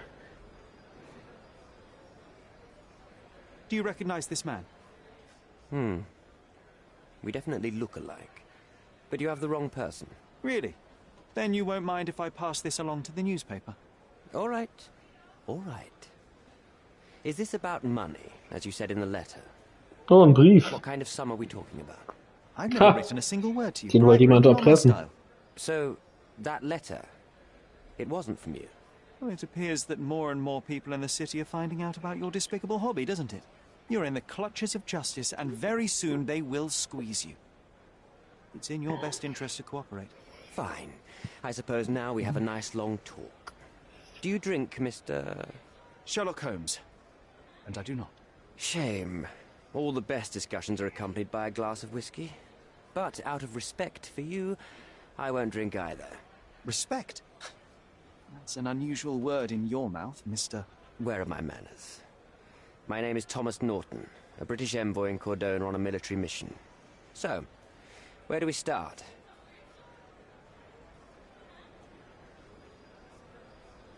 You mentioned blackmail. Tell me about it. All right. A couple of days ago, I received an anonymous letter. It said that in the art gallery at Caravansary there exists a painting that incriminates me. The blackmailer made it clear that if there is a painting, then a photograph exists too. And I should be wary of what it might do to my reputation. What does the blackmailer want from you? Money, of course. What else do such people want? Needless to say, I don't remember anyone taking photographs at the party. Up until the last moment, I hoped he was bluffing. But he wasn't, as you've just proven to me. Show me the letter. I burnt it as soon as I read it. I've left enough evidence. There's no need for any more. Fest wurde die vergewaltigt. Boniface Mercurio. Does the name mean anything to you? He's an artist, right? The one responsible for the painting that compromises you. I found him dead in his room. Oh, that is bad. Wait, you don't think that I have anything to do du with warst this? es nicht. You had motive to kill him. Maybe I did, but listen. I know how this looks, but murder? That's on another level. I had thoughts that this Mercutio... Mercurio? Well, him, yes. I thought he could have been the blackmailer. But I was too afraid to make any hasty decisions. There were plenty of ways to fail by making a move, so I chose to wait. To see what he would do next. You have to believe me. I don't believe people, I believe evidence. Then look at the evidence. The painting that depicted you in the image of the devil was stolen by a mercenary. Did you have anything to do with it? I might be a rotten person, sir, but hiring criminals for illicit purposes is Nee, not in das my stimmt. daily schedule. And buying the painting in an attempt to hide the crime, is that on your daily schedule? What would you do in my situation? I would never put myself in such a situation. You're young. I could never have imagined myself in my current position. Yet, here I am in front of you. We all make mistakes, Mr. Holmes. And I'm no exception.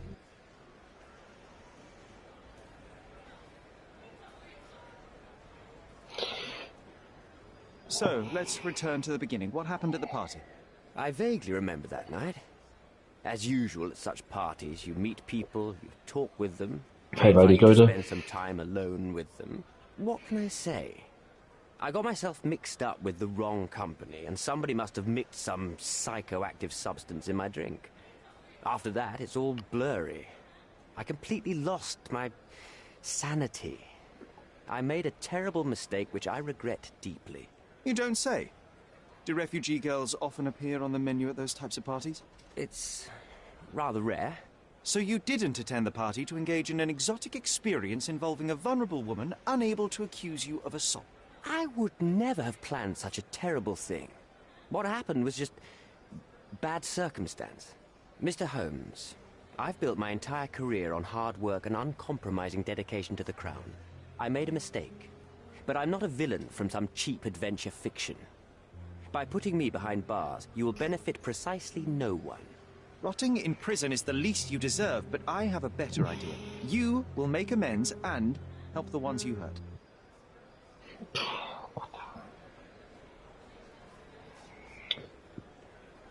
Also.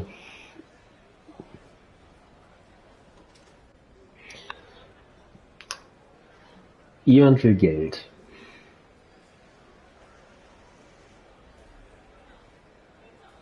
Und sorgt dafür, dass dieser Thomas Norton auf einem Fest ein Flüchtlingsmädchen vergewaltigt. Und macht davon ein Foto. Dieses Foto gibt dazu Mercurio, um ein Bild davon malen zu lassen. Und kurz darauf will er Bild und Foto aus Mercurios Wohnung stehlen, um Beweise gegen den zu haben. Beziehungsweise Bild lässt er aus der Ausstellung stehlen. Und damit erpresst er jetzt den Thomas Norton. Sein Handlanger schickt er in Mercurios Wohnung für das Foto und schickt er zu dem Flüchtlingsmädchen, um die zu entführen, damit er eine weitere Aussage gegen Thomas Norton machen kann. Das geht schief. Das mit dem Foto geht auch schief, denn er findet es nicht. Weil Mercurio das versteckt hat und dabei tötet er noch Mercurio. Also eigentlich alles schief, was schief gehen konnte für diesen anderen. Wahrscheinlich diesen komischen Italiener da. Use your connections to help patriate the refugees, find them decent homes, give them jobs. Würde ich mal There sagen. must be a meaning to your position and my decision. Yes, all right, I can do that. So, will you give me the photograph now? That's not all. Naylor deserves the very utmost of what you can do. Help the girl? I can't risk the press paying extra attention to her. I will do anything except that. I need to think this all through. Don't do anything foolish in the meantime. What makes you think you can decide what's best for these people? Such is the arrogance of British imperialism. I take your point. Ja, das war sorgfältig Plan von jemand anderem. So sehe ich das. Das hört sich dumm an, aber ich glaube dem Typen, dass der auf der Feier irgendwelche Substanzen bekommen hat und deswegen das Mädchen vergewaltigt hat. Was ihn jetzt nicht zu einem besseren Menschen macht, aber Karriere ist abgesandt, wäre ruiniert. Ich würde mit der Verwaltung der Öffentlichkeit wäre die Karriere ist abgesandt ruiniert. Würde den Flüchtlingen helfen. Der Abgesandte liegt ein eigennütziges Interesse an der Fotografie. In seinem Besitz führen sie für ihn keine Gefahr mehr.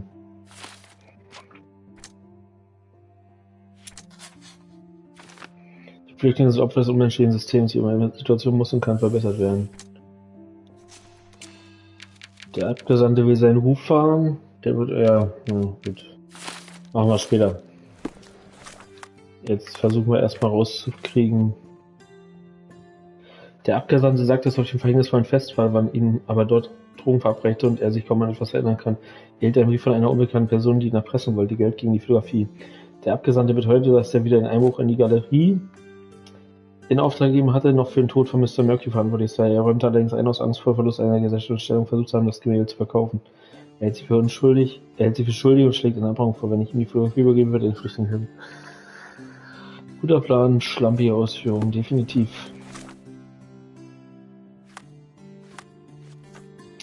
Niccolo Bernadotti.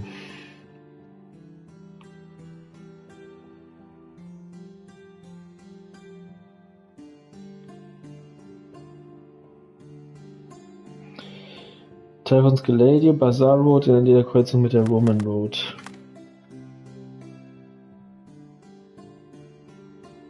Bazaar Road, Roman Road. Da.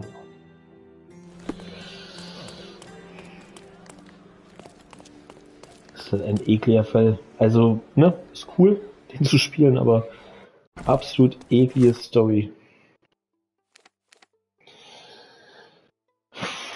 Und ich denke mal, dass dieser Bernadotti dahinter steckt.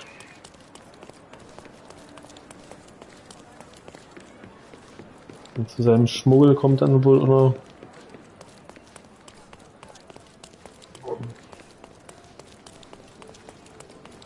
Erpressung hinzu. Und auch noch geplante Vergewaltigung quasi.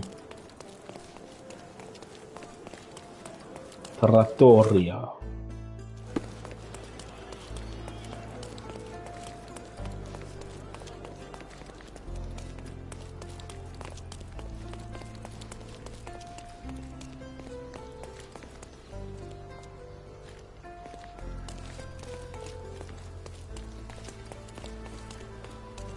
In jeder Kreuzung mit der Roman Road. Bernadotte Limited.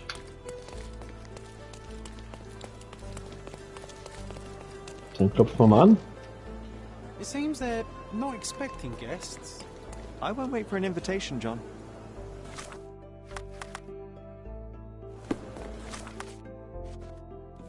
Der Aufgang zum Bürogebäude von Bernadotte Company Limited ist abgeschlossen, wir müssen einen anderen Weg zu finden. Also jetzt wieder einen Blumenladen an. Okay. Und so, wie kommen wir da rein?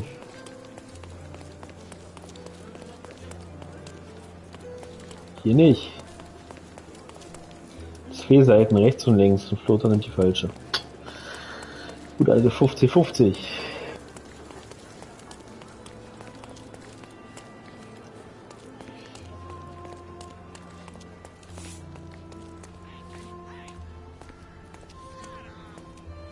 These workers don't look like your average Cordona folk.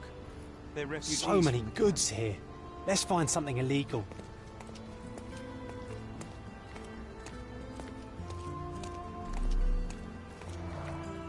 Porcelain friend for every child. Oh, ich muss schon wieder pinkeln. Unfassbar. Sorry, Lucy. Ich trinke einfach zu viel Cola.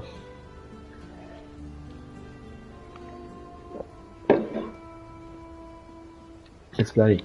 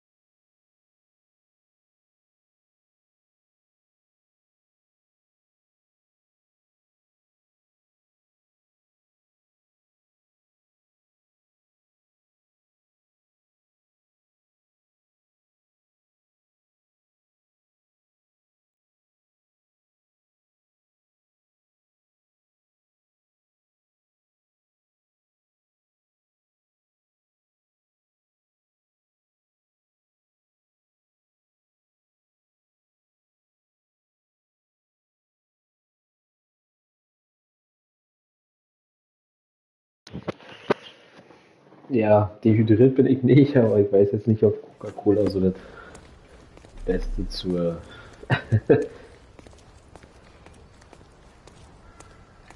zur Hydrierung An ist. essential remedy against sea scourge on any ship. Oh, da haben wir jetzt zugefügt. So, neben dem Bürogebäude befindet sich ein dazugehöriges Depot. Im Hinterhof des Depots herrscht Hochbetrieb mit vielen Waren und Arbeitern, die sich ihre Tätigkeiten verrichten. Die Arbeiter im Hinterhof sind Flüchtlinge aus dem Lager. Einige Kisten sind mit Spielsachen gefüllt. In einigen der Kisten befinden sich Zitronen. That's our way in, Sherry. You go talk to that beef. I'll sneak up from behind and take him out.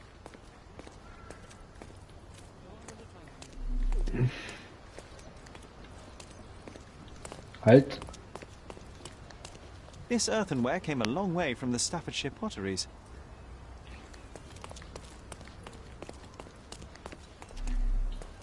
Kurz bei wieder auf mit Cola trinken, jetzt den letzten Sixer noch leer, den ich dann noch hab. 2 Flaschen Glück halt dann noch. May I help you, officer? I must speak to Mr. Bernadotti. There's been trouble at the refugee camp. You will want to learn the details. The camp, you say? Aye, sir. You can go in.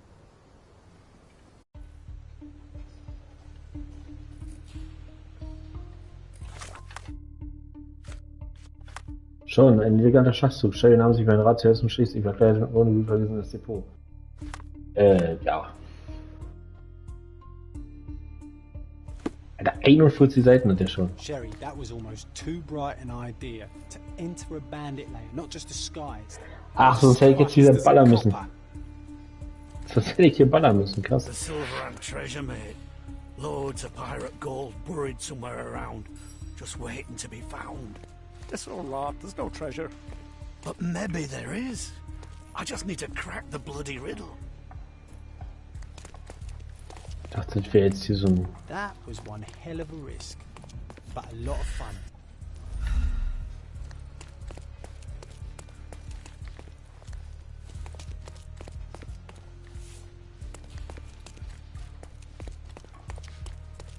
Man sieht hier immer überall schön diese Sachen rumstehen, auf die man hätte schießen müssen, wenn man das ganze Jerry, look.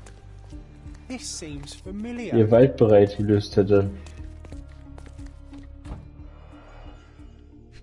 Was haben wir denn hier? Masks, traditional for the Chokwe people of Central Africa.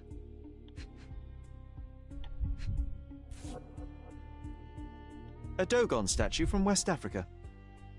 Na, was ist da drin? A century old at least. Ach, doch nicht. VH Grindley Flow Blue Tableware. This Tafelwäsche. is what lies behind the facade of Bernadotti Company Limited. Schmuggelware. Ach, schau mal. Let's see what's hidden there.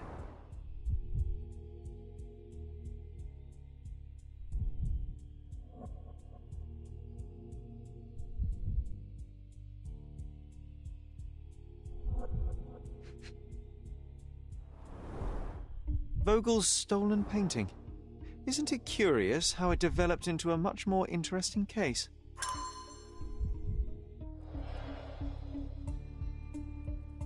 Tja, das stützt auf jeden Fall meine Aussage von vorhin, Lucy. An amazing piece of culture. I imagine many collectors and museums would be interested in having it.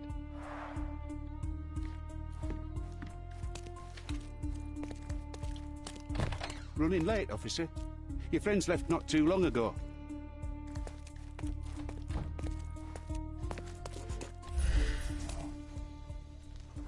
Corona Chronicle, Titelseite über den Zeppelin.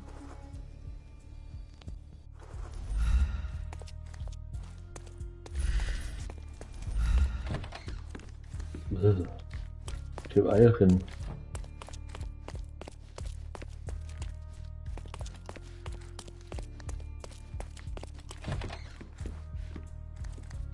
This is it.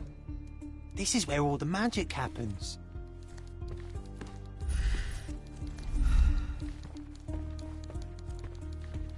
This is it. This is where all the magic happens. Bernadotti. I suppose it's Mr. Bernadotti with our fine governor. Mit dem Gouverneur, schön.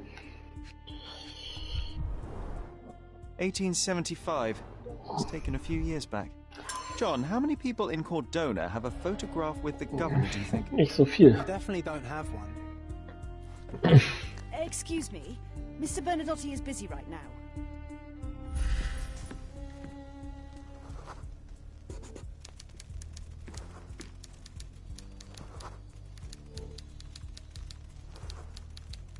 Gala-Einladung.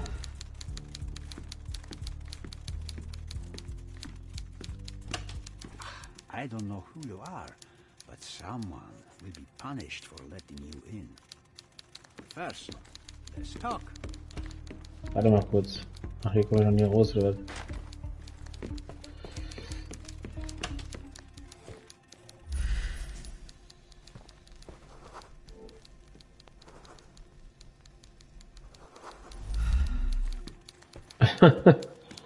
Sherry, don't you think this office suits me? Tja. Niccolo Bernadotti. Mafia wahrscheinlich. Große Sammlung. Whenever you're ready. I'd hate to intrude. Tja, du Pizza. Unterscheidet sie von anderen Bandentätowierungen. Das ist wahrscheinlich so ein Rangabzeichen.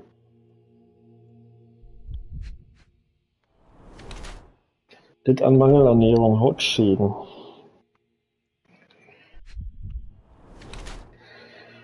Arbeit, er scheut nicht harte Arbeit. Scheint doch keine Waffengewalt offenbar. Pistole, ist ja kaltblütig. Verheiratet. Nicola Bernadotti ist ein hartgesottener Bandenanführer und berechnender Geschäftsmann. Er strahlt Selbstvertrauen aus und wirkt zugleich bedrohlich. Er wähnt sich grundsätzlich in Gefahr, weswegen er eine Pistole trägt, aber diese steckt zumindest im Holster. Mr. Bernadotti entstammt einer Arbeiterfamilie. Er wuchs in ärmlichen Verhältnissen auf und musste von Kindesbeinen an hart arbeiten. Die harte Schufterei und Mangelernährung führten dazu, dass er an Pellagra erkrankte. Diese Krankheit hat er überwunden, aber die Spuren sind weiterhin auf seiner Haut zu sehen.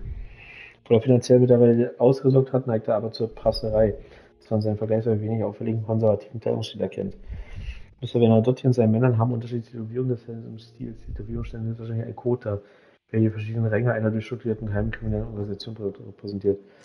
Skrupelloser Gangsterboss Niccolo Bernadotti ist ein skrupelloser Wandanführer, der sich nicht davor scheut, sich hängende Schmutz zu machen, um seine Macht zu demonstrieren. Da er in jungen Jahren hart arbeiten musste, hat er einen Hass gegenüber seiner Umwelt entwickelt. Er erwartet ständig Schwierigkeiten und neigt auch selbst dazu, Schwierigkeiten zu machen. Er wuchs in ärmlichen Verhältnissen auf und musste von Kindesbeinen an mit anpacken. Die schade Schufterei und Mangelernährung führten dazu, dass er an Pellagra erkannte. Diese Krankheit hat er überwunden, aber die Spuren sind weiterhin auf seiner Haut zu sehen. Er weigert sich, diese Spuren unter melodischer Kleidung zu verbergen, damit er niemals vergisst, wie er zu dem Mann wurde, der er heute ist. Bernadotti und seine Männer haben unterschiedliche Tätowierungen. Desselben Stils, die Tätowierungen stellen höchstwahrscheinlich ein Kota, welcher der unterschiedlichen Ränge der Organisation darstellt. Bad news. The thug you sent to the refugee camp only succeeded in stabbing himself. His next and final journey will be to the morgue. Hold your horses. Who the hell are you? Sherlock Holmes. And you are Niccolo Bernadotti, a smuggler, kidnapper, and notorious cutthroat, among other things. Few men would dare waltz into my office and address me like that. You are either overconfident or unintelligent. This is private property. Give me one reason why I should not shoot you on the spot. I am sure my friends at the station would call it self-defense. Mr. Bernadotti, do you know the name Boniface Mercurio? I do not. Mercurio was a local artist. Recently, a man broke into his apartment, ransacked the place, and killed him. The thief was looking for something. You are testing my patience, boy. In a moment, the connection will reveal itself. As I said, your man was found dead in the refugee camp. He was there to kidnap a woman, but the other refugees intervened to try and save her. The ensuing scuffle resulted in the man's accidental suicide. He sported the same tattoo as your men in this building. In fact, it also bears a resemblance to the one on your neck. Care to explain what business your man had with this woman? You have no idea what you are talking about. I can assure you this was no kidnapping. The refugees in the camp are on edge. What happened there is a tragic accident, one I am not responsible for. For what reason was your man there if not to abduct her? Why would I answer? You are yet to justify your presence in the slightest. Der sieht echt so aus, als hätte sie ihn einfach aus einem Mafia-Film da reinkopiert. I was hired, privately, to investigate the recent theft of a painting from an art gallery. My investigation led me to a man from your organization, and thus, to you, Mr. Bernadotti. That is quite a stretch. Why would I need to steal a painting when I could buy anyone I wanted? Interestingly enough, I spotted the stolen painting in your storeroom. I buy and sell a lot of things, Mr. Holmes. Unfortunately, if this is true, it is not the first time I have been sold stolen merchandise. I presume you were hired by the owner of the gallery. Tell them to contact me, and we'll sort out the situation. So, this painting is why you broke into my office. So many words, so little action. When you barged into my office, Mr. Holmes, I got the impression you wanted to talk business. Now I see you had come just to talk. Tell me exactly what you want, or get out. It was necessary groundwork for what comes next. I have enough evidence to conclude that the gallery thief, the artist's killer, and the dead man in the camp are all the same person. Your time is almost up, Mr. Holmes. Before you draw your gun, there is one final detail I am yet to mention. The young woman your man was tasked to collect from the refugee camp had been defiled at a perverse masquerade party. That violation was captured in a photograph by Boniface Mercurio and used as a reference for his painting. The photo shows the attacker's face. Finally. That's why you're here, Mr. Holmes. You have the photograph. It is what your man was after when he broke into Mercurio's apartment, and it is what you're after too, isn't it, Mr. Bernadotte? You have the photograph with you. How much do you want for it? I am not naive enough to carry it with me, but I am yet to decide what I shall do with it. I know the man in the photo is a British envoy. What interest do you have in his downfall? I must admit, I'm rather impressed by how comprehensively you have pursued this matter. So, you deserve the honest answer. My business dealings are often arduous in their bureaucracy. A man in his position, willing to look the other way, could ease my work significantly. In return, I will make sure no one looks his way either. A favor for a favor. Also known as blackmail, the modus operandi of any true professional. It was not originally my idea. Mercurio set things in motion, extorting the envoy for the most trivial of ends. Money. In response, the envoy hired my man to retrieve the painting and the photograph, eliminating Mercurio's leverage. I only learned the whole story after the artist was killed in his home. And rather than extricate yourself, instead you took over Mercurio's venture. It fell into my lap. As a businessman, I simply seized the opportunity. Now, how much do you want for the image?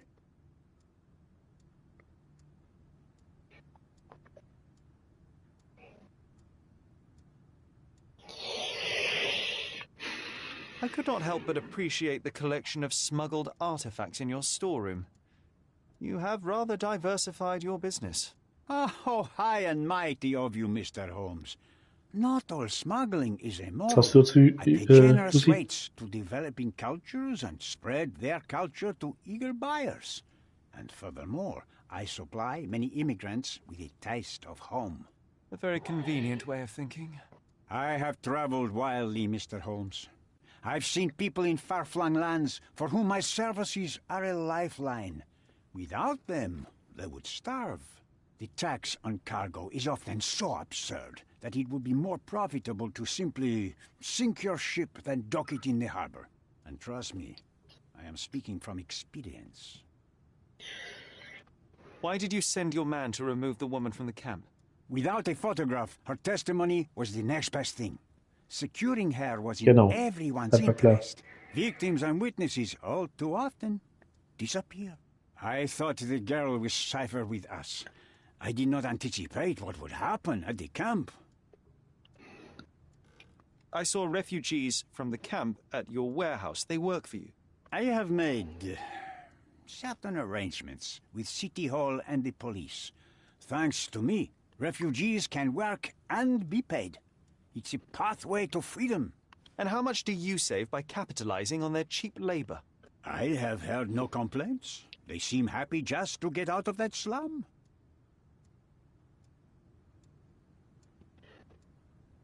Why should I give you the photograph? Just name your price. What if my price were not money? You claim to have connections, Mr. Bernadotte. Perhaps you could improve conditions for the refugees. Give them a chance for a better life. Ha! I do have connections, Mr. Holmes, but help the whole camp? You are asking too much. I could, however, make arrangements for one person. The woman who was violated will have her own home outside the camp, solely for her and her child. She will no longer be a refugee, but a princess. That I can guarantee. Is that really possible? It will be neither fast nor easy, but I can do it. She deserves it, don't you agree? And as for her abuser, he will serve me as much as he deserves. So, in your plan, everybody will be given their due. Especially you, Mr. Bernadotte. Seems like a fair deal, no? I doubt anyone could offer you better. Simply give me the photograph, and the world becomes a better place. I give you my word.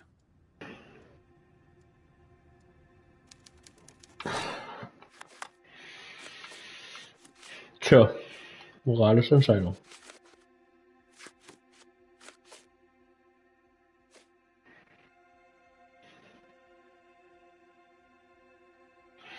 Bernadottes Helfer wurde ursprünglich vom britischen Abgesandten den Verwalter auf der Fotografie angeheuert. Dieser von Mr. Mercury erpresst wurde, sollte der Helfer lediglich die belastenden Druckmodelle schaffen. Nun will Mr. Bernadotte die Fotografie selbst dazu nutzen, den Abgesandten zu erpressen.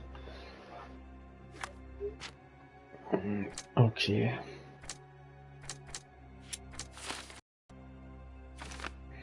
Preisloses Material. Nicola Bernadotte ist auf der Suche nach kompromittierendem Material, um den britischen Abgesandten erpressen zu können.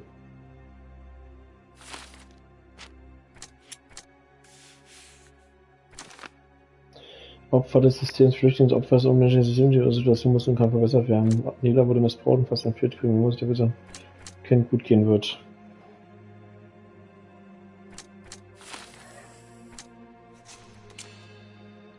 Bernadotte will Abgesandten erpressen. Mr. Bernadotte weiß, wie man aus einer Sache einen Vorteil zieht. Er fuhr vom Missbrauch durch die Abgesandten und will sich dies mit Erpressung zunutze machen. Will ihm dann im Gegenzug für die Fotografie ein gutes Leben ermöglichen. Harmlose Gerechtigkeit. Der britische Abgesandte ist schlichtweg ein Widerling. Mr. Bernadotte versucht aus der Situation einen Vorteil zu ziehen. Ich kann keinem von ihnen trauen, nur die Wahrheit ist eine konstruktive Lösung, da die Fotografie Mr. Vogelgänger mit dem Missbrauchsskandal in die Öffentlichkeit bringt. Mr. Bernadotte ist ein zwielichtiger Geschäftsmann, sein Versprechen, Nila und ihrem Kind ein gutes Leben zu ermöglichen, klingt glaubhaft. Ich werde Mr. Bernadotte die Fotografie geben, damit er den britischen Abgesandten erpressen kann. Eine andere Möglichkeit wäre, der britische Abgesandte missbrauchte bei einem Fest die Geflüchtete. Wenn ich mit der Fotografie seiner Tat an die Öffentlichkeit gehen würde, wäre seine Karriere ruiniert. Ich könnte jedoch den Flüchtlingen helfen, um dies zu verhindern. Gnadenlose Gerechtigkeit. Der britische Abgesandte verdient für seine Tat weder mein Vertrauen noch Vergebung. Eine ruinierte Karriere ist das Mindeste, was er verdient. Ich werde Werner Vogel die Fotografie geben, damit er die Sache an die Öffentlichkeit bringen kann. Thomas Norton ist ein Vergewaltiger, der bestraft werden sollte. Andererseits würde dadurch den Flüchtlingen ein besseres Leben verwehrt bleiben. Ich werde dem Abgesandten die Fotografie geben, damit die Flüchtlinge eingebürgert werden. Oh. Lucy, entscheid du, ich kann nicht.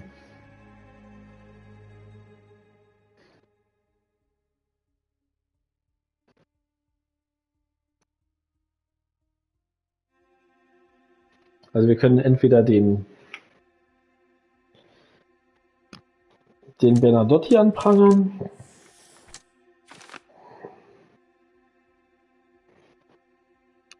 oder diesen Engländer anprangern. Wir können dafür sorgen, dass die Naila ein richtig geiles Leben kriegt oder dass alle Flüchtlinge ein bisschen besseres Leben kriegen. 4 Optionen.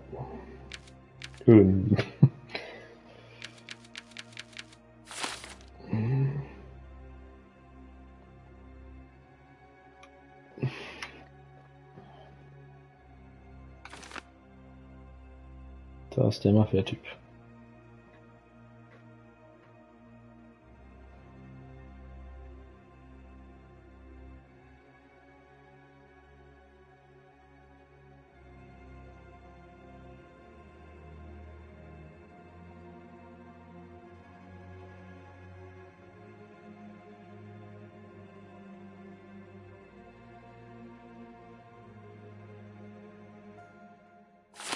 Das wäre dann die Möglichkeit hier.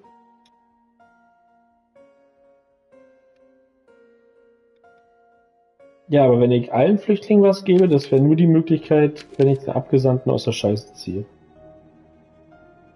Der Abgesandte würde dafür sorgen, dass alle Flüchtlinge was kriegen.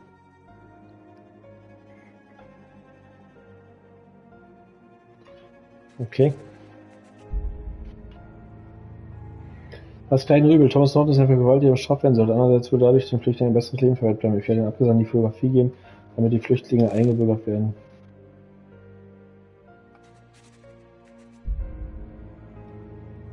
Ja.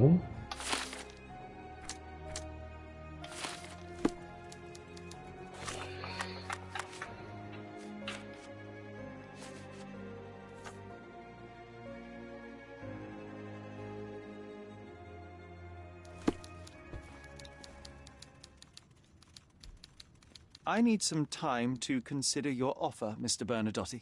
If you insist, Mr. Holmes. Come back when you're ready to give me the photograph.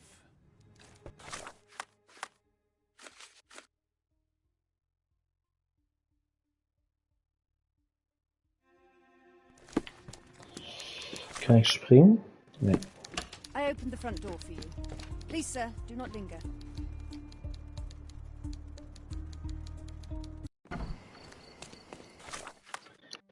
Tja, damit endet jetzt hier gleich ein krasser Stream. Über etwas, was nicht mehr ein Kunstdiebstahl am Ende war, sondern eine komplett andere Story. Ich finde so der Name der Quest Muse aus der Ferne oder so, der passt irgendwie gar nicht mehr.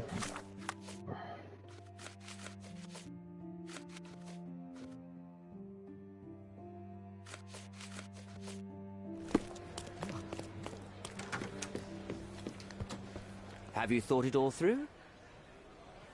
Almost. The refugees, what will happen to them? Well, I wouldn't be standing here in this fancy office if I didn't know how to pull the right strings. In fact, it's the only thing I know. The local governor will receive a decree signed by the House of Lords containing a request to patriate the refugees in the name of the Crown. From where did you gain such influence? I never asked you how you found the photograph. So don't ask the magician how he performs his tricks. But how can I believe you? Ugh.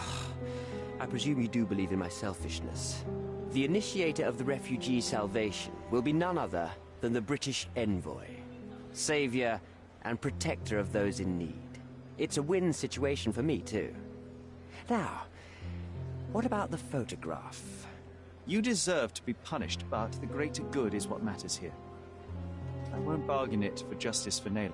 I'm glad that this situation is over. It will be over when you settle the matter of the refugees. You have my word, Mr. Holmes. Advokat der Schwachen setzt sich stets für die Flüchtlinge ein. So, dann sollten wir mal mit Werner Vogel reden. Mr. Holmes, you've returned. Have you uncovered anything new about the theft? Ist der Typ so I gruselig? brought news, but not all of it will please you. Fill me in, Mr. Holmes. I won't shoot the messenger. I tracked down Boniface Mercurio. I presume he wasn't delighted about the situation. He was not having a good day on account of his murder. Killed in his own flat by the same person that stole his painting. Oh, sweet Mercurio. Perishing in the pursuit of his art. How apt. I will miss his exceptional sense of humor. I located the thief, but found him rather cold. He was tight-lipped without painting too. Ah, he's dead. How very droll, Mr. Holmes. One presumes you were not responsible. It was an accident at the refugee camp. He impaled himself on his own knife. Life is nothing if not cruel and capricious. What about the stolen painting? Have you located it? I found the painting, but I could not retrieve it. Well then, where is it? In Bernadotte's office. Bernadotte? That shady businessman? Why would he steal it from me? I'm afraid you'll have to ask him yourself. I take it you found something more then. What happened to your crusade of truth? Was it not that important after all? No truth will satisfy you, Mr. Vogel. It was not an attack, Mr. Holmes. If you've chosen not to tell me, I respect your intention. But it is just rather boring, isn't it? It is what it is. Well, now that we've resolved all of our outstanding matters, I have a gift for you. I took the liberty of having it delivered to Stonewood Manor. I am told it belonged to your mother. And what exactly have you sent me? Geht also die Frankly, I'm not Hauptquest sure how to answer that. I trust you'll know. Previously you mentioned there may have been more to my mother's passing than consumption. It appears you were right. Oh dear.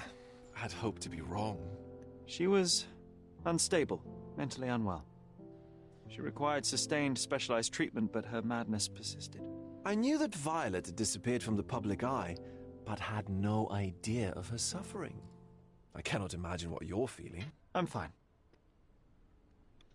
Thank you, Mr. Vogel. I am curious to see what you have procured.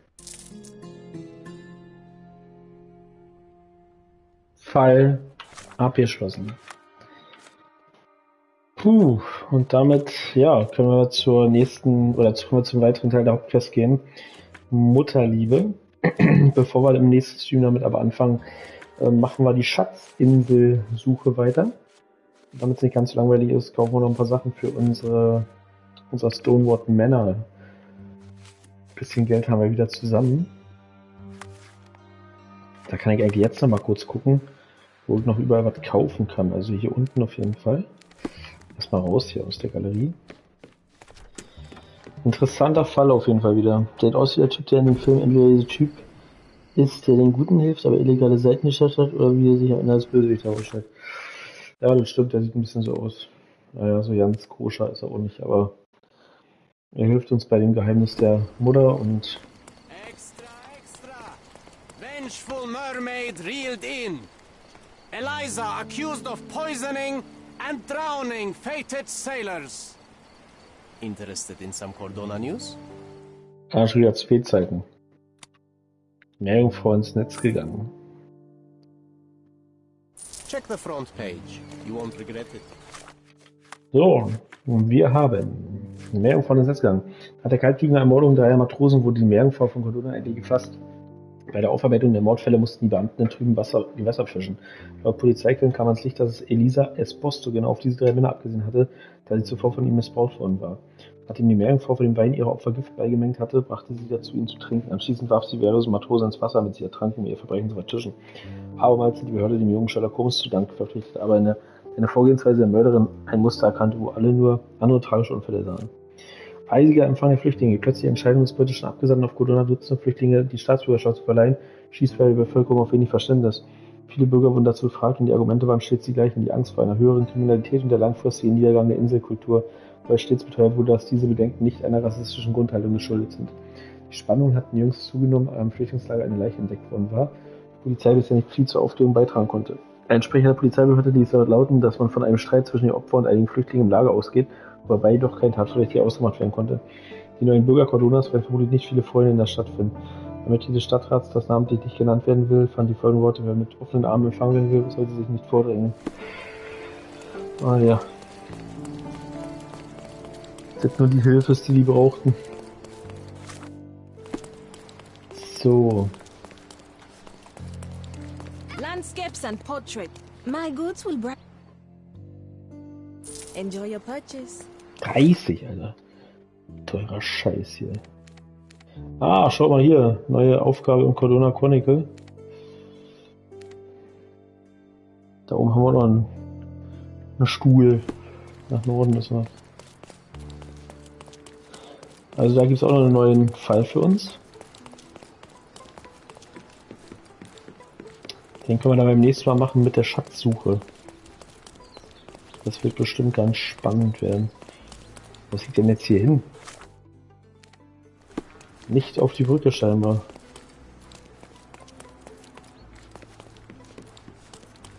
Und wohin dann? Ach, hier runter.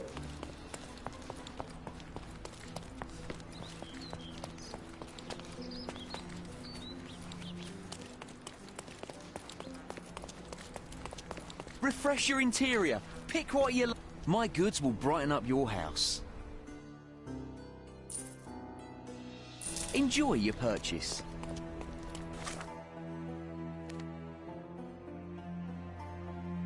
So, das war's erstmal. Das leere Haus. Ich kann die Hauptteile uns Herrenhaus wieder instand setzen. Die stecken voller Erinnerungen. Steht auf einige Gegenstände, die früher mein Kinderzimmer waren. Das Zimmer sieht jetzt fast genauso aus wie vor 10 Jahren. Welche Erinnerungen jetzt mal wieder hochkommen werden. Und das Zimmer sieht noch wieder aus wie vor 10 Jahren. Ich bin mir sicher, dass mir wieder irgendwas aus meiner Kindheit einfallen wird. Aha. Also da haben wir auf jeden Fall auch noch ein paar Sachen, die wir dann beim nächsten Mal dann machen können. Also 3 Sachen beim nächsten Mal. Das leere Haus, die Schatzinsel Runde 3 und der Fall hier im Cordona Chronicle. Da müssen wir irgendwas rausfinden. So, jetzt ist für heute aber erstmal Schluss. Lucy muss schlafen. Ich weiß, das macht sie wahrscheinlich erst wieder in 5 Stunden oder so. Oder Flotter muss auch irgendwann im Bett. Lucy, wenn du nicht schlafen kannst, Exit Game. Hilft die Zeit zu vertreiben. Bis dahin sagt der Floater erstmal Bye bye und ciao ciao.